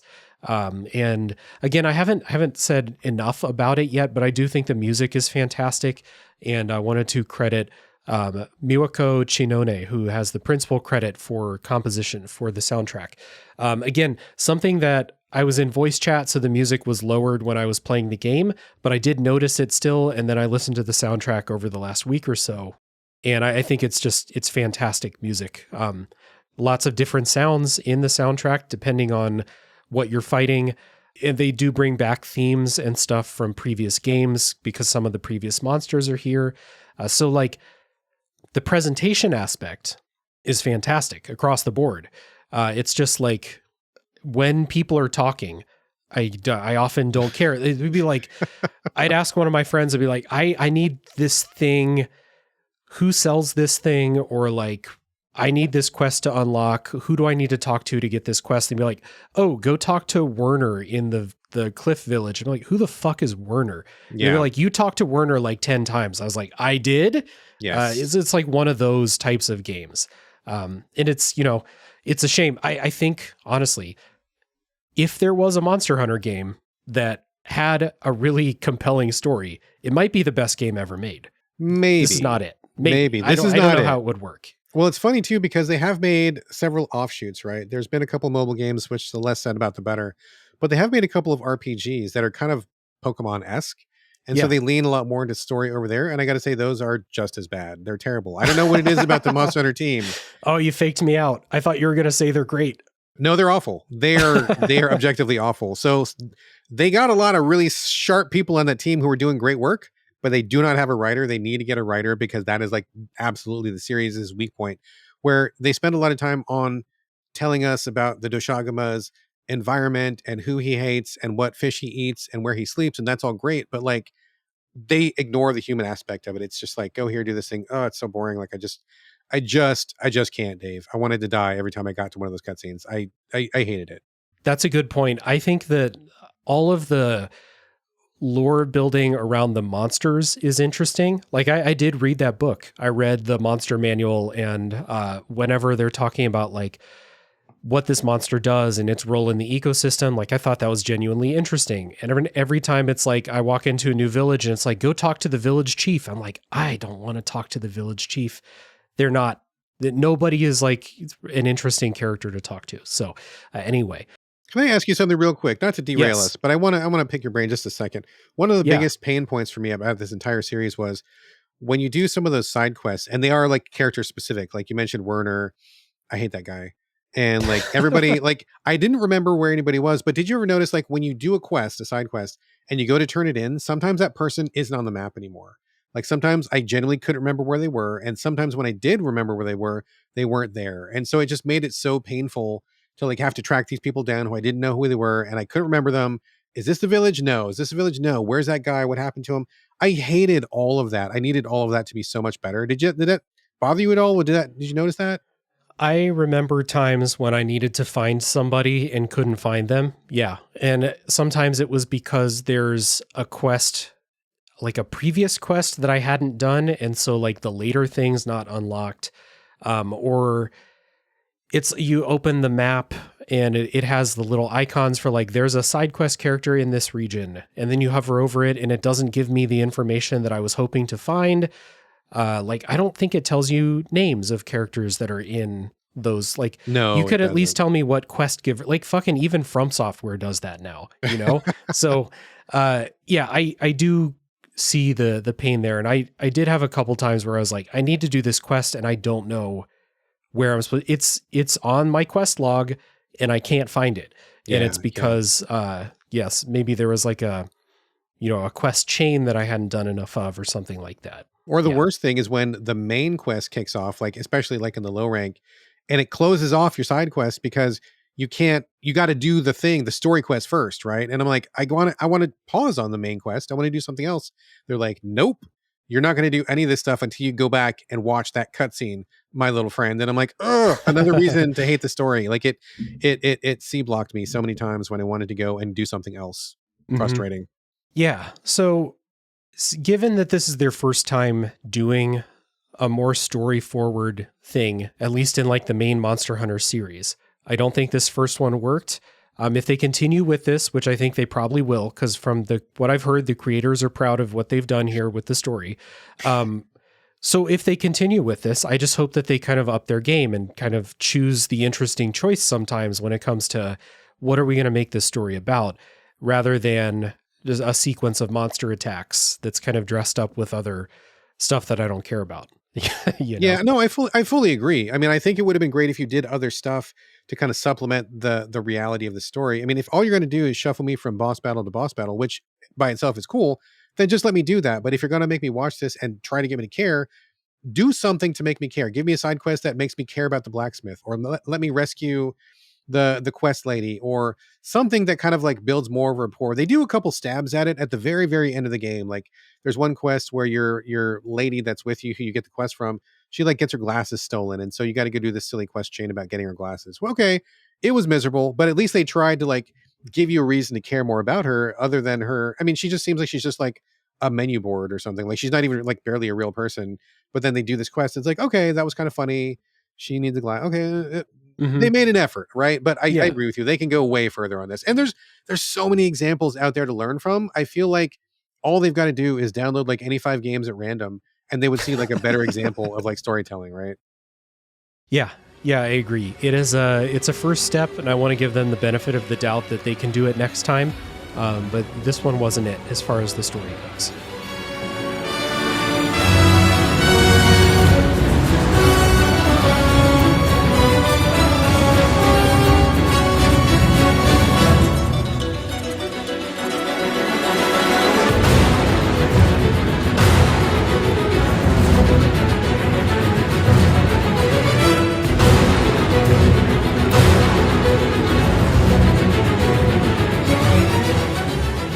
All right, So, before we get into spoilers for Monster Hunter Wilds, let's do our kind of wrap-up pre-spoiler thing here. We always start with, we've gone in depth on a lot of stuff throughout the game here, and we kind of ended on a sour note. It was like, we're going to talk about the story sometime. Do we want to start with the bad part or finish with the bad part?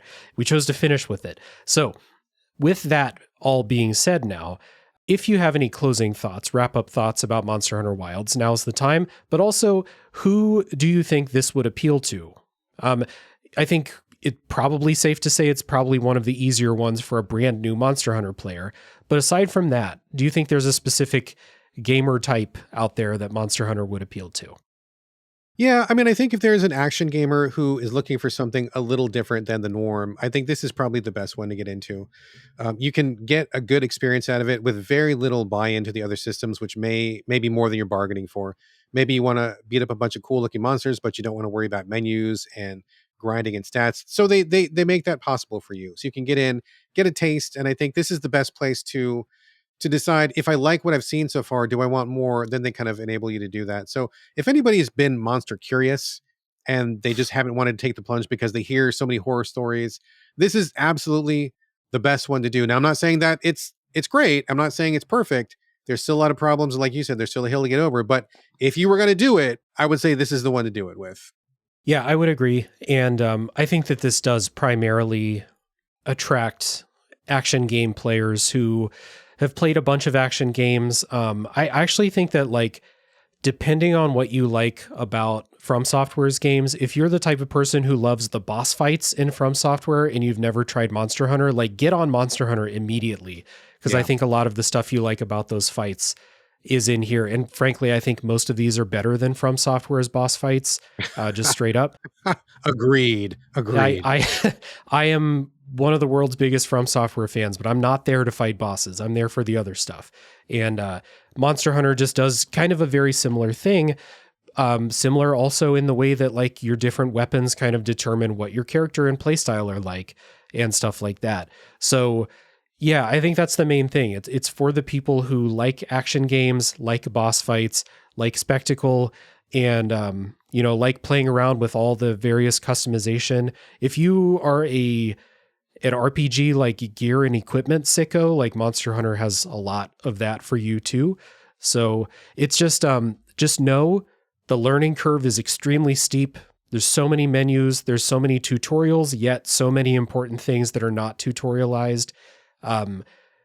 Find a video that explains the weapon that you think looks cool, and then get in there. I think you'll have a great time. So, despite, 20 minutes of talking about the story where it was not a positive time, I still think this game's incredible. And we gave our analysis of what we think, like, pros and cons of all this stuff. And there were lots of pros and quite a few cons in here, but I still think this is a really great game. So, people should definitely jump in if they think that what we've said sounds interesting. Fully agree. I mean, despite all the things we've said about it that were not great, I've spent, like I said, 75 hours or something like that. And Yeah.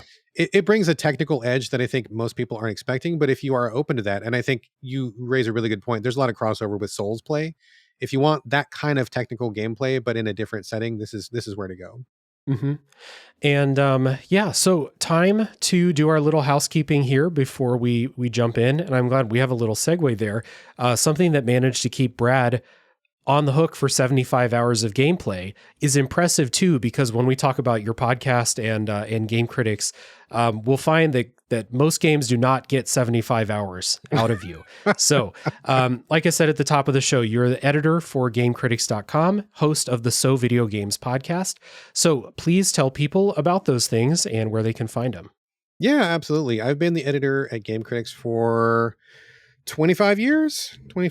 So we've been around for a little while, and we started off focusing on, like, the smaller indies, but we've kind of grown since then. We do a little bit of everything, but we do put a heavy emphasis on accessibility. I work Right. in the field of accessibility, and I want games to be as accessible as possible. So at the end of every review that we do, you will find full accessibility information, including, like, control screenshots, information for deaf and hard of hearing players. We even got some stuff for parents if you want some of that too. So we really do try our best to kind of like bring people in and let people know ahead of time what they might be in for. So accessibility is near and dear to my heart, and that's one of our strong focuses at Game Critics.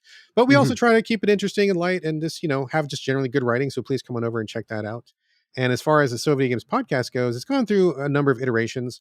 Originally started with my good friend Corey Motley. If he's listening, what's up, Corey? And also Carlos Rodella followed Corey, and Carlos shows up from time to time. He was the regular co-host for a while. He's gone on to bigger and better things, but he does pop up from here and there. But it's kind of like a scattershot show where I kind of take a look at like whatever I'm playing that week, whether it's new or old or something from the backlog or whatever.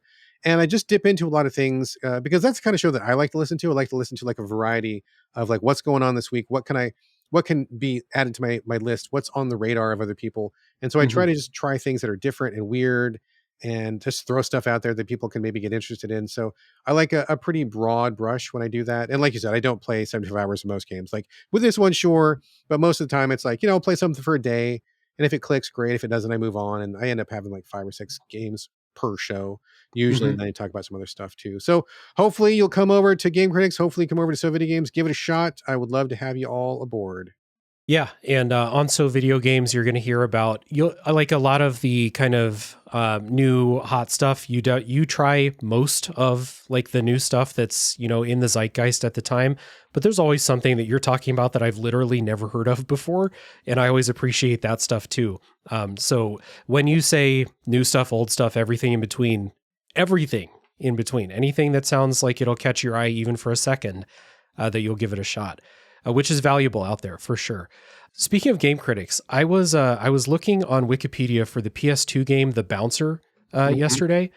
Your Game Critics review from when The Bouncer came out was cited in that article, and I was like, wow! Like I knew you'd been doing it for a long time, but a review for The Bouncer. Did I write that? Was it like me specifically? Yeah, it was you. Game Critic? You wrote it. Yeah. I don't remember. I mean, I've been cited a lot of times on Wikipedia, which is an honor. I love Wikipedia. I'm glad to be on there a bunch of times. And so like this is a thing that happened, kind of like a mini drama that came on the show. So I was actually pretty serious about thinking I may have coined the term Souls-like because I've been around for so long and I was in the first wave of people to ever play Demon Souls when it came out. I legit thought I could have been the person. And when we went back to do the research, it ended up that somebody had beaten me by like a month, but like that's how far back it goes. And for like a hot second, I was like, oh, that's so exciting. I would love to be that guy. And I almost was. But we've been around for a while. I've been around the block. So, raised child of the 80s and played a lot of stuff. And I just love to have that variety reflected in the show that we do today. Yeah, absolutely.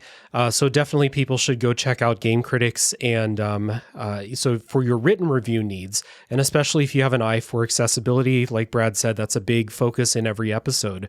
Unmissable stuff in there. So it's not like it's buried in the text, like it's its own dedicated section, like you said. So if you care about accessibility, if you need to know about those features in games, Game Critics is a great place to find that.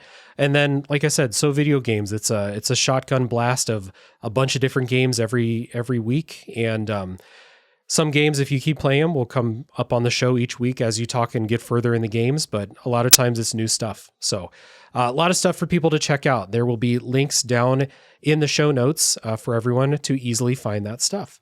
Thank you. And for this show, I did my plugs at the top, but once again, consider patreon.com/realdavejackson. Join the Discord server if you're a Monster Hunter aficionado, especially when new updates come out. When the expansion comes out, we'll get the crew back together. We'll get hunting again.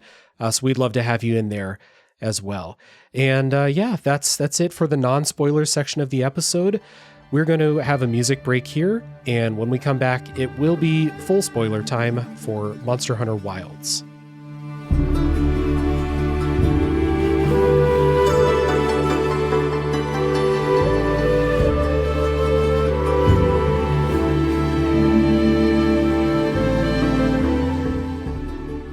Before we get to spoilers for Monster Hunter Wilds, I would like to alert you to 2 guest appearances on other podcasts that I've done this past week. First of all, you can check on the Pixel Project Radio podcast for a quick First Impressions episode about Clair Obscura Expedition 33. My own episode about that game will be coming in a couple of months, so to tide you over, and frankly, to tide me over as well, I joined Rick over on Pixel Project Radio to discuss with no spoilers, so you can go check that out. I'll put a link down in the show notes.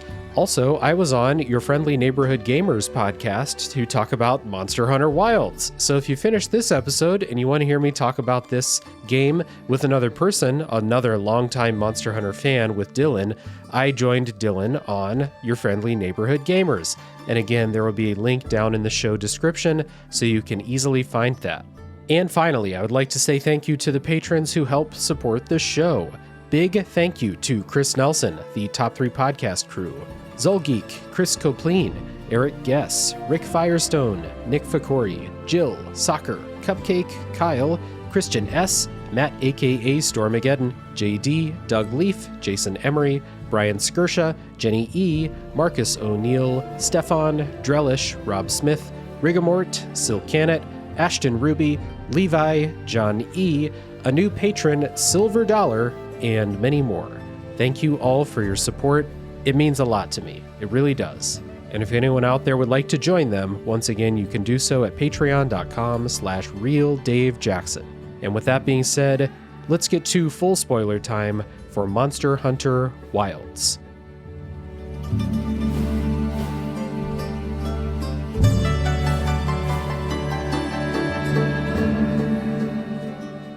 All right, we're back. It's full spoiler time for Monster Hunter Wilds. And before we dive in, I just want to give the quick disclaimer per usual. This is not a linear walk through the story. We're just kind of let everything fly now, including we're going to talk about our favorite monsters. We're going to talk about the story a little bit. But if you're halfway through the story and don't want to know what the final boss is, get out of here because we're going to talk about it sometime soon. So with that being said, Brad, the floor is yours. Before we get into the spoiler stuff, I'm glad that we're actually in spoiler territory because I feel like I want to ask you something that may be a potential spoiler. Sure. You know, your name is Real Dave Jackson, which kind of suggests that there's a fake Dave Jackson. And I kind of imagine you two like battling in some kind of arena, swords drawn, looking at each other like Venom on your appearances. What is going on? What happened to fake Dave Jackson? Or were you fake Dave Jackson and you beat real Dave Jackson to take his crown of being the real one? What is the story here, man? Yeah, I beat fake Dave Jackson in a fist fight and I absorbed his essence, and now I became the real Dave Jackson because of that. Now it was a joke back when Twitter was new and celebrities would have their usernames as like real Shaquille O'Neal or whatever it was. I thought it was funny to say real Dave Jackson, as if there's so many imposters out there on Twitter trying to be me. So yeah, back like 2009 Twitter, like back before it was a shit show of a place. Before it was terrible. Yes. Yeah. All right. I was always wondering, and I was like, it sounds like there's a cool story there. Maybe like a Highlander sort of thing. There can only be one Dave Jackson. Like what's going on? So definitely. Thank you for settling that for me. Yeah. Fake Dave Jackson is the voice inside my head telling me to give bad video game takes on the podcast, but I have to punch it back down to make sure that I stay on top of my game here. Okay, good. Real Dave Jackson is where it's at. So, okay, good. Yeah. Thank you. So, let's start with the story. Let's get this out of the way. I do want to kind of mention a couple ways that I think this story could be more interesting with the benefit of like not holding spoilers back here. So I think one of the story's biggest failings is using Nata as like the driving motivation in the story, where he's like this little kid separated from his village, the Arkveld, the monster that attacked his people and caused him to run away. They make like a 10-second attempt to make Nata into like a real character when there's like right before you fight Arkveld, there's this moment where like Nata's been pretty quiet for most of the game, and he's kind of like got his confidence back at this point. And there's like one thing where he's like, wait, don't kill the Arkveld. And you're like, oh, what's going on with Nata here? Is he going to like try to like get into why we shouldn't kill Arkveld? Because Arkveld and the Guardians, there are these artificial weapons created by this dead civilization. One of them got out of control and destroyed the civilization. Like that shit in the backstory, I think is cool. But then it's like, oh, should we not kill Arkveld? Is there something interesting going on here? There's not. He's like, don't. And then Arkveld goes crazy for like 10 seconds and he's like, yeah, okay, go ahead, kill that motherfucker. Like it's like the one time in the entire story where they're like, oh, we're going to go somewhere interesting here. No, we're not. Yeah. I mean, the entire story is just like a non-starter for me. I mean, I think beginning with rescuing this kid, I mean, that's compelling enough. I mean, you get like a sense of being heroic, kids in trouble. I mean, who doesn't like respond to that? And I think most people always want to be the good guy when they play games. I think there's even studies that say that like 90% of people want to be the good guy when they play a game.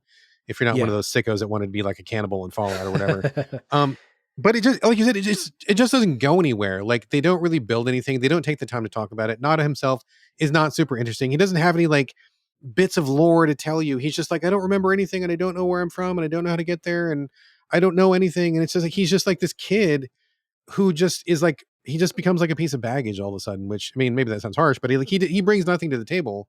And like you said, it's not until like the very end of the game because he's like, oh, I want to go back home, or like I'll remember this landscape, and I'm like, okay. I mean, so what? It doesn't really do anything about it, and they don't even really lean into the basic premise, which is like you're a monster hunter on this like airship, and you don't do anything with the airship. I think that's a missed opportunity too. But Yeah. you're supposed to be exploring the world, and so you have this idea of like, oh man, we're in this untouched virgin land full of giant monsters, and how amazing is that? How cool is that? And like that's kind of a reflection of our modern world where we are raising the rainforest and species are going extinct 24/7. This is kind of like this kind of idealized version of what we have given up, right? Like on a certain level. And so they don't even really lean into like, I want to explore this thing. We need to figure out how this works and what these monsters are. You just kind of roll in and just start killing stuff because the villagers want you to. And I just feel like there's this, you could be like the world's coolest, like, Steve Irwin zookeeper, or you could be like more of an explorer, like maybe more quests that are designed to do something along those lines to fill in that world. And they don't do like any of it, dude. Like they don't even do Yeah. like, get on the airship and navigate somewhere and we're going to drop you off on a mountaintop and you're going to like none of that stuff happens. It's just I don't know why they bothered, honestly. Yeah. So there's a bunch more like areas where I'm like, what if they did this? And the first one is like, so you go, you kill Arkveld. Arkveld's the the penultimate boss in the low rank story. And so you kill Arkveld. Nata's like kind of sad that you have to kill Arkveld because it is like this magnificent creature, even though it's not organic, it's an artificial being. You kill it, and then it's like, oh, we killed the only Arkveld. But surprise, there's an egg. Everything's cool. Don't worry. And then like in the high rank story, you fight Arkveld again. You kill it again. Same with Zoshia, the final boss. And it like got into this thing where it's like, okay, what if you wanted to tell this story about there is this magnificent predator that lost its mind and we need to like do something with it. Okay, we go kill it because it's going to destroy this land if we don't take it out, because like there's this corruption that's happening with these artificial beings. So we kill it, and then now we have killed the only one of its kind. And then we could like reckon with that. But because this is Monster Hunter, you're going to need to kill 5 more of those things to make its armor. So they're just going to pop up around. You can fight as many of them as they want. Yeah. So like it's an impossibility to tell a tale, I think, in Monster Hunter where you ever care about killing the last of its kind, because I think a lot of the Monster Hunter players, and honestly myself included, because the weapons look sick, like I want an Arkveld weapon. So they would just have to like not be able to make equipment, but then would it be Monster Hunter anymore? Like interesting thing where it's like, you can't kill this rare endangered species because there's none left. You killed all of them, but then you can't make the armor and the loop doesn't work anymore. Like that's one area where they kind of hint at, like, don't kill this thing, but you end up doing it and there's no repercussions for it. There's no bad. What if you killed a monster and the things that monster was eating now destroy a village because you killed the predator? Like stuff like, what if they did something like that? Like I feel like endless potential for stakes and storytelling besides just this thing's going crazy, you know? Yeah, fully agree. I mean, they'd have to be willing to like flex the formula a little bit, maybe add a little bit of like, maybe just like the lightest air of like management in there, not of armor or weapons, but like perhaps of landscape. Think about if you were kind of groundskeeping this whole thing. Maybe you've got like one monster left who's just like messing things up. But like you can't, like the game is like, no, we're not here to extinct anything. It doesn't matter that this guy is jacking up all the villages. You got to just let him do his thing because he's got to live. But maybe you got to manage all the rest of it. Maybe get rid of all the surrounding monsters to get rid of those guys to make room for the one. Or maybe you got to make a choice of like, how do I manage this? If, like you said, if I get rid of the prey species here because their armor looks amazing, then all of a sudden these big assholes show up and I got to deal with these guys now. Or there could be like a push and pull back and forth. There could be territorial disputes. There could be, zookeeper type management. There could be conservation stuff. Maybe some of you could have a camera where you got to like catch photos of something, or maybe set something up. I mean, there's like a million things you could do with it if you're willing to budge on the formula just a little bit. And perhaps you don't make a piece of armor out of a specific monster or something, or maybe you do, but then you can never fight that battle again. Like it's like the one time only, and I guess do it if you wish, but then it's just like it's canceled out for the rest of the game. Like real stakes. It kind of reminds me a little bit of like games where you beat the game and then the game like deletes your save file, right? Like, do you really want to do this? Are you actually wanting to see the real ending? If so, we're going to delete your file. Do you really want this armor? You're never going to see this dragon again. Is that what you really want? And like, I mean, there's a million ideas. Like between the two of us, we've already come up with like 10 things. If you threw it out to the Monster Hunter community, I'm sure there'd be like 1,000 ideas or whatever, and they just don't do it. So, I mean, I'm fine with the core formula, but I mean, if that's going to be what you want to do, then don't trouble me with all these like stories that don't go anywhere and listening to Nada and like about these. I mean, I literally just didn't care, dude. I am not the kind of guy that skips cutscenes ever, but in this game, I was like, skip. I just don't care. Get me back to the game. And that's not a good place to be. Like, I don't enjoy that. I wish it wasn't like that. Yeah. No, I didn't skip any of the cutscenes, but there were some where I was wishing that I was just like, okay, well, let's just get let's just get to it, I felt myself aging in real time, Dave. I felt myself getting older as I was watching these cutscenes. I couldn't do it. Some games give me that feeling, and you're right, it's never a good feeling to have, for sure. And like, again, I'm not the person who's out here like, I want to take all the fun out of Monster Hunter. Make me feel bad for killing the monsters. Like, I'm not saying that's what I want out of it, but like, if you're going to tell a story, that's the lowest hanging fruit in this type of game as far as the story goes. There's a couple other things where like, you mentioned the villages that you go to. One of the things about the villages is like, they don't have weapons in there. And the first village you go to, they don't know what a weapon is when you get there. Which is so silly. Character. Yeah. So silly. First of all, hard to suspend disbelief that they're like, what's a spear? Like the most basic weapon that humans have, had for millennia or whatever. Even before we were humans, we were picking up sharp sticks and stabbing stuff. But like, they see your weapons, they're like, what is that?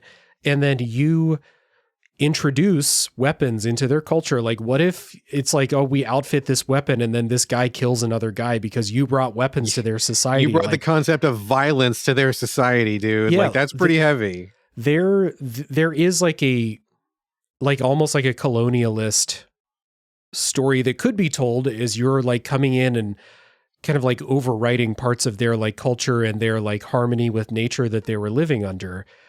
It is just nothing. Like, there is nothing interesting about these villagers that you go to. I know some people like the Wudwuds and they like Rove, the one that speaks like a philosopher. Like, I thought he was funny the first time I saw him, but it's like, I'm not going to go talk to him just to see what he has to say. Like, not like that. So it's just like another aspect where it's like, go to all these villages and they're like, oh, we hope you care about their culture and stuff like that. And it's like, why would I care about their culture? We're fucking up everything like, we're saving them, but we're also fucking them up because in 6 months, someone's going to take the charge blade that I left behind in their camp and kill someone with it. So it's like, yeah, it's just all these different areas where I was left like extremely underwhelmed at every turn in the story. The only thing that I thought was like cool is some of that explanation backstory that's not talked about in the game. So I heard, maybe you can correct me if I'm wrong, but I was on another podcast, shout out Your Friendly Neighborhood Gamers, where Dylan, the guy on the podcast I was talking with, he's a big Monster Hunter fan. And he was telling me like there was this cataclysm, this like collapse of civilization. And it was like, because the weapons were so terrible, they grew up with a new civilization without weapons because of what had all the destruction that had been like wreaked in the past. And so maybe that's why these villagers don't have weapons. And we're so far removed from that now that Like we're like so many generations past when people decided not to live without weapons that these new children have never seen or heard of a weapon before. But they could like, surely your people know about that shit if you're rolling in there with all these weapons. Like you could teach me some of this backstory and be like, that's why they're amazed at what's on your back there. It's because this is part of the history of this world. But like, I don't even know where you would learn this within the game. Like this is the YouTube essay territory now. Yeah. You don't learn that at all. Actually, you kind of just gave me like a cool idea. Like, I don't know if people know this, but 2 of the weapons in Monster Hunter are straight up guns. Like the heavy bow gun is just like, it's like a Gatling gun. Right. And the light bow gun is like this, like, automatic rifle that you have. Yeah, they're made of monster parts, but like it's a gun. Like you can't fool anybody. Yeah. Like how cool would it be if you rolled up to a village having one of these guns and those people are like, no, dude, we don't do guns here. You got to switch to something else. And it forced you to kind of learn another weapon because they would only want like a simpler weapon. Like anything like that to kind of like change it up a little bit, I think would be super interesting. But they don't really do any of that. In previous Monster Hunters, they would have like bigger weird quests. There's no weird quests in this game. Like for example, there was a dragon called the Lao Shan Lung way back in the day. It was huge. It was like bigger than a skyscraper on its side, and like you could only hit its foot, right? And so it was you were not going to stop it, and it was going, and you had to do as much damage to like its big toe before it got to where it was going to protect the village, right? So it was like a cool like, man, this is a force of nature. We got to deal with it, and this is just the natural world. So we're going to do what we can. We're going to divert him a little bit if that works, and we don't get anything weird like that at all. They don't approach any of those kind of those elements. Yeah. You got me thinking too, like, what if they took away your bow gun because the people were like, not in this camp, What if you went into one of those camps, and I think this actually does happen, but what if like they take your weapons because they're like, no weapons in the camp, and you're like, okay, cool, I'll leave them back in my tent. And then there's a monster attack and you have to run away or something like that. Like, I think that there are ways that they could kind of make you respect the monsters a little bit more with something like that, but they would be butting up against the expectation of what this game is. I don't think that a lot of Monster Hunter players would appreciate a quest where a monster attacks and you can't fight it. Like, but see, that's actually a dope idea, dude, because what happens if you go to this village, they make you leave your weapon out because they're peaceful, and then a monster comes in and just like kills a bunch of dudes, and it's super sad. Like you have the sad cutscene where they're like, oh my God, my villager buddy is dead. And then you're like, oh yeah, it's weapon time, bitch. And then you go back and get your thing and come back. I mean, it doesn't necessarily have to be like a revenge story, but like you could play with some of those themes. Like if you would listen to me with the weapons, no, but weapons are bad. I mean, you could totally have little cutscenes where you're kind of thinking about your role, what you're doing. And again, I don't want to play Spec Ops Monster Hunter. Like I'm not here for that, right? Like it'll make me feel bad about the white phosphorus and stuff because I had no choice. But like just give me like something to chew on a little bit more than knowing that Dushagama's favorite food is honey or something like that, right? Yeah. And again, this is all, it is mostly entering the conversation because they clearly took the time and resources to write out a story and make these cutscenes and have all the voice acting and all of that stuff. Like they wanted to tell a story here. And so then it's on the table, as to say, I listen to Watch Out for Fireballs a lot, and they're kind of one of their principles of criticism is if it's on the plate for me in the game, then it is fair game for any and all criticism. Absolutely. And I totally agree with that. Whereas like if we were doing this episode about Monster Hunter Rise, I might be more inclined to just be like, well, the story's like, who gives a shit? It is just a convenient, oh my God, this monster's attacking now, like that kind of thing. But this game has that extra emphasis. So here we are. And again, hopefully next time they bring some more interesting ideas to the story. So, yeah. Hopefully so. But I think you're right. If it's a framing device, not a big deal. If it's front and center and takes up a bunch of time, it's fair game. Yeah, 100%.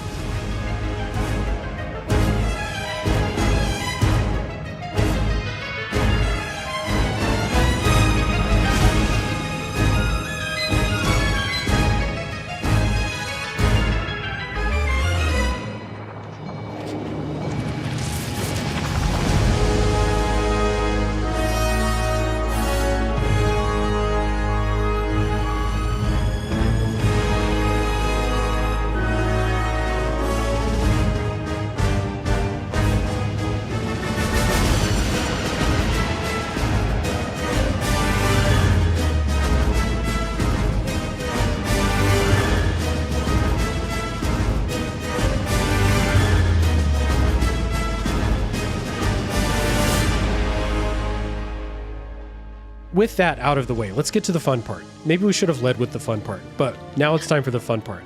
I just wanted to do a top 5 favorite fights. We can do these we can just take turns going, in favorite fights in whatever it is. Do you just like the monster a lot? Do you think it's a fun boss fight? Whatever that means to you. Top 5 favorite fights. So can I do Brad, an I'll give this it real quick? I want to do top 5 favorite fights and the one you hate the most. Can we do one you hate the most? Okay, absolutely. Yeah. Okay, we can save it for the end or wherever you want, but yes, let's do this. Okay. We'll do that one in the middle. So let's do a couple of our favorites. So Brad, I'll give you first go. Okay. I really like the Kutku battle, which is like a giant armored chicken. I actually have chickens in real life, and I love chickens, and I find them very amusing. They're fun birds and fun animals, and so I like them in games. The Kutku is the first battle you do in the high rank, and it looks like a goofball. Like you go up to this guy, and you're like a big fucking plucked chicken. I'm gonna work you so hard with this giant sword. Like this is over, and then he ends up like kicking your ass if you're not ready for it. Right? He breathes fire. He like spins around. He's got this giant beak thing that he does, like plows it through the ground, and he messes you up if you're not ready for it. And I find it hilarious that this goofy ass comedy relief character who looks like a plucked chicken will just take you to the cleaners and back if you're not ready to step up to him. It's really funny. Agreed. Yeah. And especially, I like the way you said that, like first in the high rank story. So you just fought Zoshia in the end boss of the, this giant dragon. You kicked his ass, right? Yeah.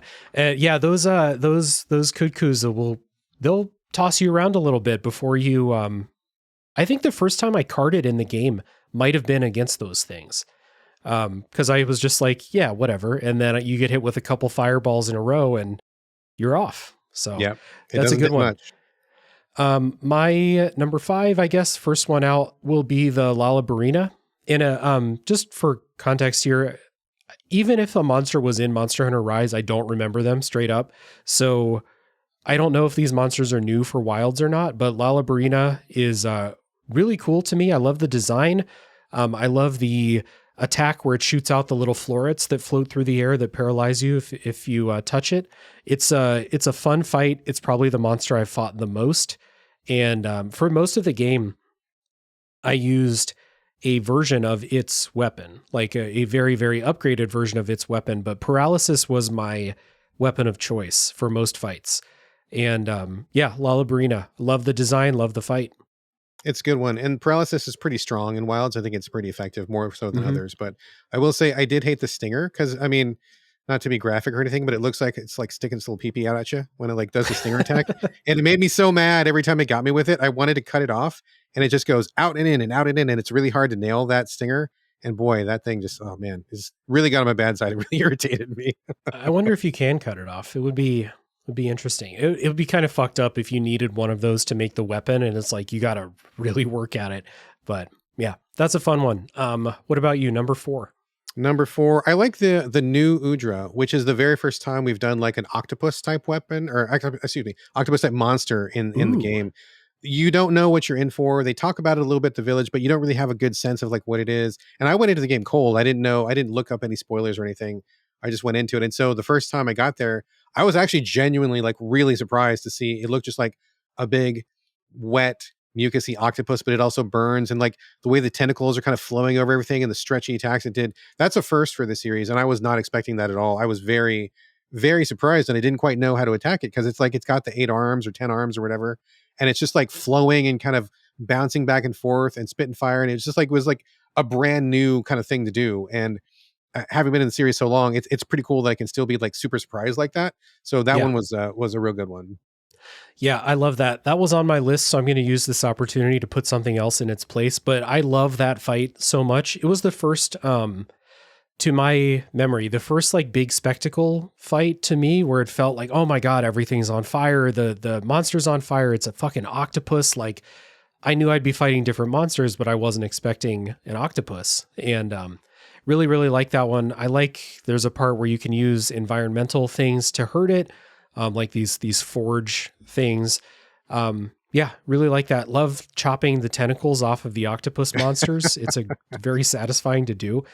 So yeah, that is a great pick. My number 4 is the Ajarakan, which is kind of like it's kind of like a monkey with like a bird's beak, and it does wrestling moves as like it does like it's like a big shoulder drop, and then like it runs with its shoulder in the ground, basically like tears up the ground and stuff.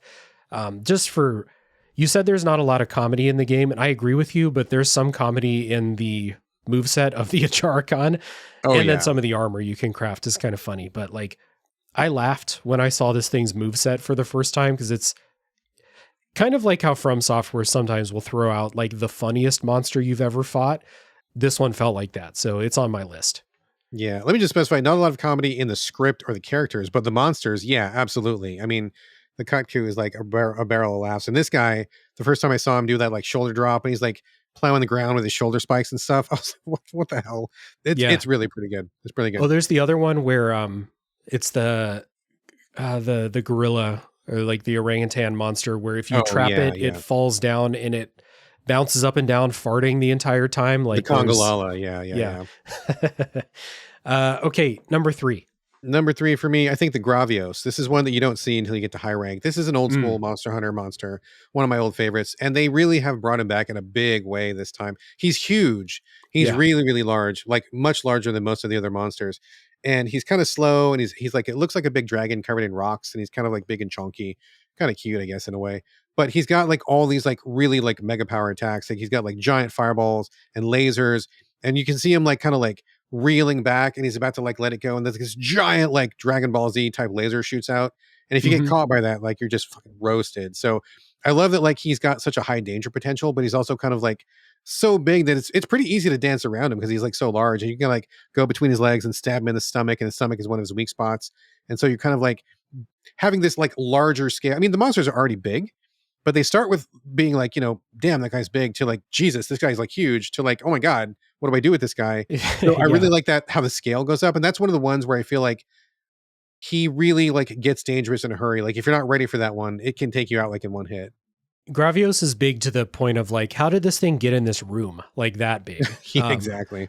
I like that fight. I like how it's armored, so you have to attack a little bit more methodically. And like you said, like all the attacks are big fuck off attacks. So like they're not super hard to dodge, but if you get careless and get hit by one, then it's going to hurt a lot. So that's a good fight. Spoiler alert for my thoughts, other than when we do our least favorite, I think most of these are really great. Like there's only a couple where I would be like, I don't really want to fight that thing again, Yeah. My third, I'm going to go with Arkveld here for my number 3 spot. Big ass white dragon looking thing with chain blades. And you can cut the chain blades off as like materials. And it's one of those where like, hey, if you cut off the left front chain blade, it can't use it in attacks anymore. Like that type of mid-fight strategy. And this is one of the final bosses. It's the final boss of high rank, and it's the second to last boss in low rank. So like it's big spectacle fights too. Like out, I think in the high rank fight, you're out in like the sandstorm and the lightning storm out in the desert fighting it. And it's really fucking cool. So yeah, that's my third. A good one. That's definitely a good one. I hated that guy because those chain blades kept messing me up. The reach is ridiculous on those, but I bet. Yeah. Yeah, it's a good fight though, for sure. Next one I think is kind of, again, with the chicken theme. I really like the Cumatris or the Quematris. I'm not sure how you pronounce that one. It's fun. It looks just like a big ass shaggy chicken, and he's got like the rooster jowls, and he's got this big kind of like droopy rooster tail. And like I like him because he looks like he's always kind of tired. Like he looks like he's had a really bad day. Like you check that guy out, and he doesn't look tough. He gets mad and he like blows fire and stuff, but it's like you feel like you want to like put a blanket around his shoulders and like give him a cup of tea or something. And you want to like settle in with him a little bit. I just look at him and I'm like, man, you're so sad. Let me kill you real quick. It's just kind of funny. He just has that chicken vibe that I really like. And my favorite thing is when he does his giant tail sweep, and it's so shaggy. Something about that tail sweep, like the animation, they really nailed it so good that when he goes and does that thing and his jowls move and his tail moves, it just seems like kind of like real for a second. Like it just looks very, very impressive to me. Yeah, it's a great design for sure. And it's one of the first that you fight. So kind of like the first one you fight, the Chotacabra is just like a big 4-legged beast monster. And then the second one, the Chemitris, you're like, oh, this, creative, like this, it's a chicken, like you said, fire chicken. Yeah. So that's cool for sure. My number 2 is Mizutsune from the most recent update and from past games, from what I understand. Mm-hmm. Just like the creativity behind what this thing looks like and then what its attacks are. So it's like kind of like a fox, but like a water fox thing. It's really sleek as a design. And then it fights with these like soapy bubble attacks. And it's just super unique as far as monsters go. Like there's 15 monsters in this game that shoot fire at you, but nobody else attacks with bubbles in this way. And it's super cool. And those bubbles hit hard too. They really do. Mm-hmm. Let's see. The next one I think that I really like is the first time you fight the Ray Dow, which is like a dragon. He's got like these Yeah. weird kind of like boomerang type horns. He's got like wing blades kind of, and he's very like electrical based. Kind of like it's another spectacle fight where you fight him. He's in the desert. There's lightning storms going on. You can get hit by the lightning. There's like sand, and the sand's kind of getting lit up by like the scales or whatever's on the ground that he's been shedding. And Mm-hmm. he's the first one where I'm like, oh shit, this guy looks like he might mess me up. Like up Yeah. until that point, it had all been like, pretty standard. Like I'm taking care of these guys. It's no big deal. But this was the first one. I'm like, ooh, this one looks like it might be tough. I might have to make some special armor for this guy. And his attacks are so like sweeping, like his blades just kind of like cut through the sand, and like you got to really watch where he's going. And then he turns around like this giant laser, and he's just like he's very aggressive on like a new scale. It kind of the game is letting you know like, hey, there's more of this to come. So like, don't get too complacent here. And he just Mm-hmm. is the first one that had like that scare factor for me. So I love that fight. It's very impressive if you like watch it on YouTube or something. Even if you don't play, it just looks like cool as hell. Yeah. That's my favorite fight. That was my number 1. Nice. For the spectacle, like you said, but also it's just a really fun fight. There's like the moves are powerful but telegraphed, and you can learn the attacks, and there's lightning coming down everywhere. It's just a really good time. Like the monster fights by themselves are really great, but sometimes the rest of it, and like utilizing the power of modern gaming technology to be able to fight in like this cool ass lightning storm and stuff like that. It's awesome for sure. Super good stuff. Let's do least favorites, and then I have one bonus question for you. So, Okay. what's your least favorite? My least favorite fight in the entire game is the Jin Dahad, which I do not care for that one at all. It's one of the biggest monsters in the game. It's a really long dragon. It's got very tough armor scales, and you fight him in this kind of like weird arena, like a multi-stage arena where there's like rocks floating in the air. And so you eventually get to a flat part, and he's just like whipping around, and kind of your weapons bounce off of him for like most of the first half of the fight. You got to break through the armor, which is a drag. It takes forever. But the thing that I really dislike about it the most is he's got one of like the worst, I think, one hit kill moves in the game, where he'll spiral up, he'll kind of coil up onto himself, and there's definitely like a lead in. It doesn't catch you by surprise, but the window to avoid it is not really that big. But the thing that I don't like about it is the only way to avoid that one hit kill is there's some floating rocks in the arena, and you need to use one of your grappling hooks that you have to pull a rock down. The problem with that is sometimes you're in an area where there's no rock, or sometimes you can also use that rocks to pull him down onto his head and do like 1,000 points of damage to him. So sometimes you really want to like use that if you think he's close enough. But I've gotten into a couple fights where people pull the rocks down too soon, or maybe they didn't mean to pull the rock down and it did. And then you get into a part where he starts doing the wind up, and you're like, I don't have any cover. There's literally nothing I can do except for eat this loss and go down. And it's a one hit kill if it kills you. I don't think there's a way to survive it unless you take advantage of the rocks. So I think that is a little busted. I think it would be better if there were like permanent rocks in the arena that never went away, so you always had a place to go to. But I have been in a few fights where there were no rocks left, or just nothing I could reach in time, and you just sit there just waiting for the L, and there's nothing you can do, which is not a good feeling. Yeah, we didn't talk about those kind of environmental interactions a lot. I like them as like a tactical, like, oh, it wandered under this thing, let me pull it down because I'm aware of my surroundings and I'm aware of the arena, stuff like that. But like with that attack, and there's a couple other monsters have attacks like this, where I think that you're either going to have to like have a lucky guess within a couple seconds of seeing a big attack's coming, or you're just going to learn by dying and being like, oh, okay, big one hit kill attack. How do I get out of the way of that? So I agree with you. I think that one might be taking it just a little bit too far in like a puzzle direction, when like these are not puzzle bosses. Yeah. Really. I just don't like how sometimes your option can be taken away. Even if you figure it out, Yeah. sometimes it's taken away. And like grinding for that armor is the worst, because if you don't have a specific group where you can communicate to be like, no, leave those rocks alone until the end, you can get into a group with randos where they're doing the rocks too soon, or maybe you're just not in the right position. And like, if anybody gets killed by that, like you said, 3 deaths total for the whole party. And if there's 4 people and 2 people get caught by the dragon beam, I mean, you're over. Like, and so you spent 10, 15 minutes trying to get the armor, and then somebody eats it on accident. It's just, it's a bad feeling. And I feel like it's kind of a time waster almost. So I don't appreciate that one. I'm going to skip that one, I think. Yep. My least favorite was probably the Gormagala, and I think the monster is cool, and I think its moves are cool. I just think Frenzy is a bad mechanic. I don't think it's interesting at all. And this is just like the Frenzy boss. And like, there's other Frenzy bosses, but they're not nearly as long of fights as this one is. And so that's the main reason why. I can't really think of any others that I like just flat out didn't like fighting. I think it was just like the Frenzy one in Gormagala. I mean, to be honest, I mean, like, fill me in, because even though I spent like 75 hours in this game, I don't even know what Frenzy does, because it just is not really that big a factor. Like, what does it do? I've been frenzied, but then I eat a berry or antidote or something, and it just like whatever goes away. But like, what happens when you get frenzied? I think, and I don't remember because I haven't been frenzied in a long time, because I fought the Gormagala in the high rank story, like burned through all my null berries or whatever it is. Yeah. I think that it like, I don't think it's damage over time. I think it like caps your HP or something like that at like a really low level or something, weird like status or something something stupid like that. Here I am talking about like, that's the reason I don't like the fight, and I can't explain the mechanic anymore. But sorry, I didn't mean to like call you out like that. no, in the moment, like I had been through Frenzy stuff before, and I was like, fuck Frenzy again. And then we have like this 30-minute fight that's built around managing the Frenzy meter in addition to fighting the boss. So yeah. That's my least favorite. So let's see. Bonus question for you. Okay. If you could bring in any monster from across video games as an update fight or a collaboration fight, what do you want to fight in Monster Hunter? Oh man, I think what would be a really cool fight is if you could bring in one of the I'm going to blank on it now.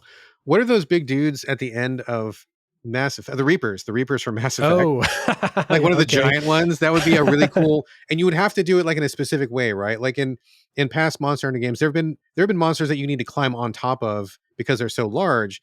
And if you had like you could get the Commander Shepard like armor, right? And you could have like instead of the heavy bowgun, you could have like the rifle, the pulse rifle, or whatever, or like the little cyber blades that they use.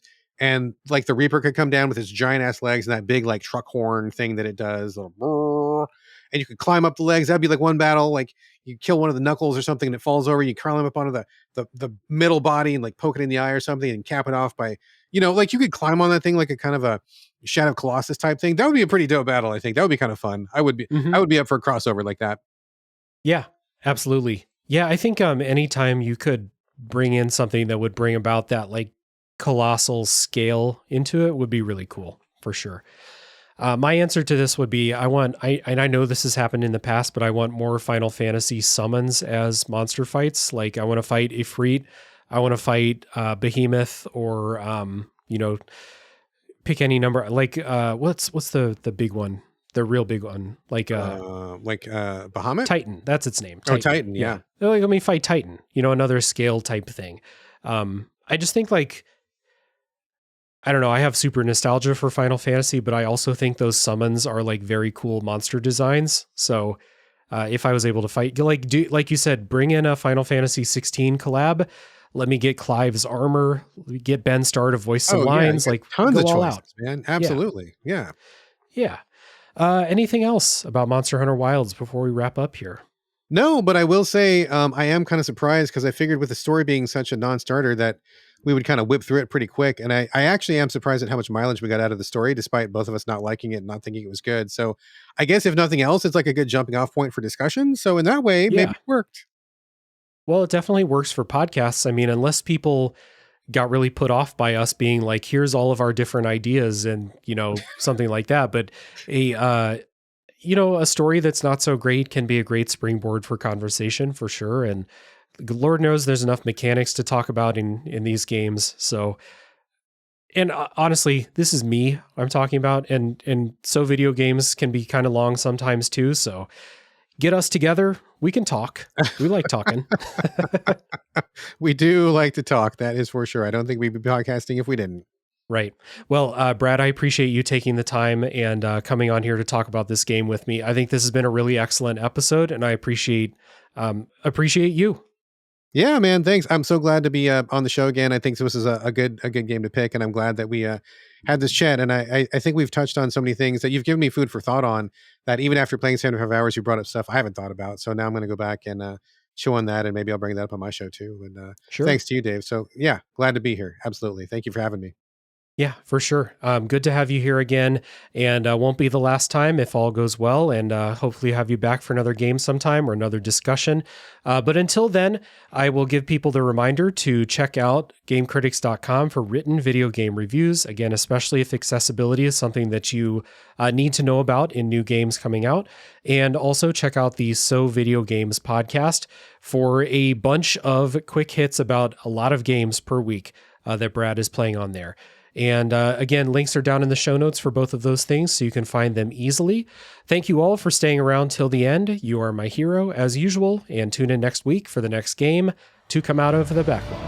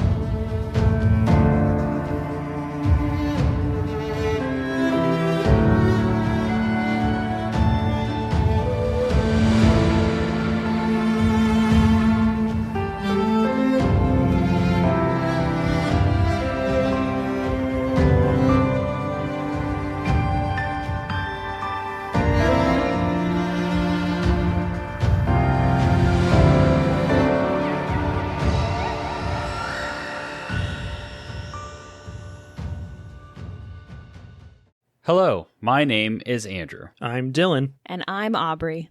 And we are your friendly neighborhood gamers. Our podcast aims to cover the world of video games from the perspective of the average gamer. Whether you casually play games on your phone, have a high KD in Call of Duty, or you're somewhere in between, we believe that makes you a gamer, and our show is for you. Since our podcast started in 2022, we have done deep dive episodes on over 40 games, including The Witcher 3, Diablo 4, Marvel Snap, Cult of the Lamb, and more. We've also discussed a wide variety of topics such as video game music, toxicity in gaming, cozy games, games based on Star Wars, and video game genre definitions. Additionally, it's our goal to use our show to shine a light on other awesome creators by inviting them onto our podcast for interviews. We've had the pleasure of talking to podcasters, streamers, cosplayers, musicians, authors, and Donkey Kong record holders. If any of that sounds interesting to you, we would love for you to check out our show. You can find us on all of the podcast platforms, YouTube, and on our website, fngamers.com. Welcome to Bits of Time, where we ask you the simple question, is this video game worth your time? And we're two brothers having a conversation about a game and why we loved it. Or a difficult discussion about why I didn't or we didn't beat a game. So I hope you join us. Because it gets pretty wacky sometimes with the questions we ask each other, and maybe a little heated every once in a while too. If you plan on sticking around, you'll be getting 2 episodes each month, the first and third Wednesday. We also have a brand new debate-focused series, so if you want to be a part of it, join us. Yeah, join us. Or, reach out, get in contact with us, and maybe you could be on the show with us and debating all kinds of things, granular or not. We'll see you then.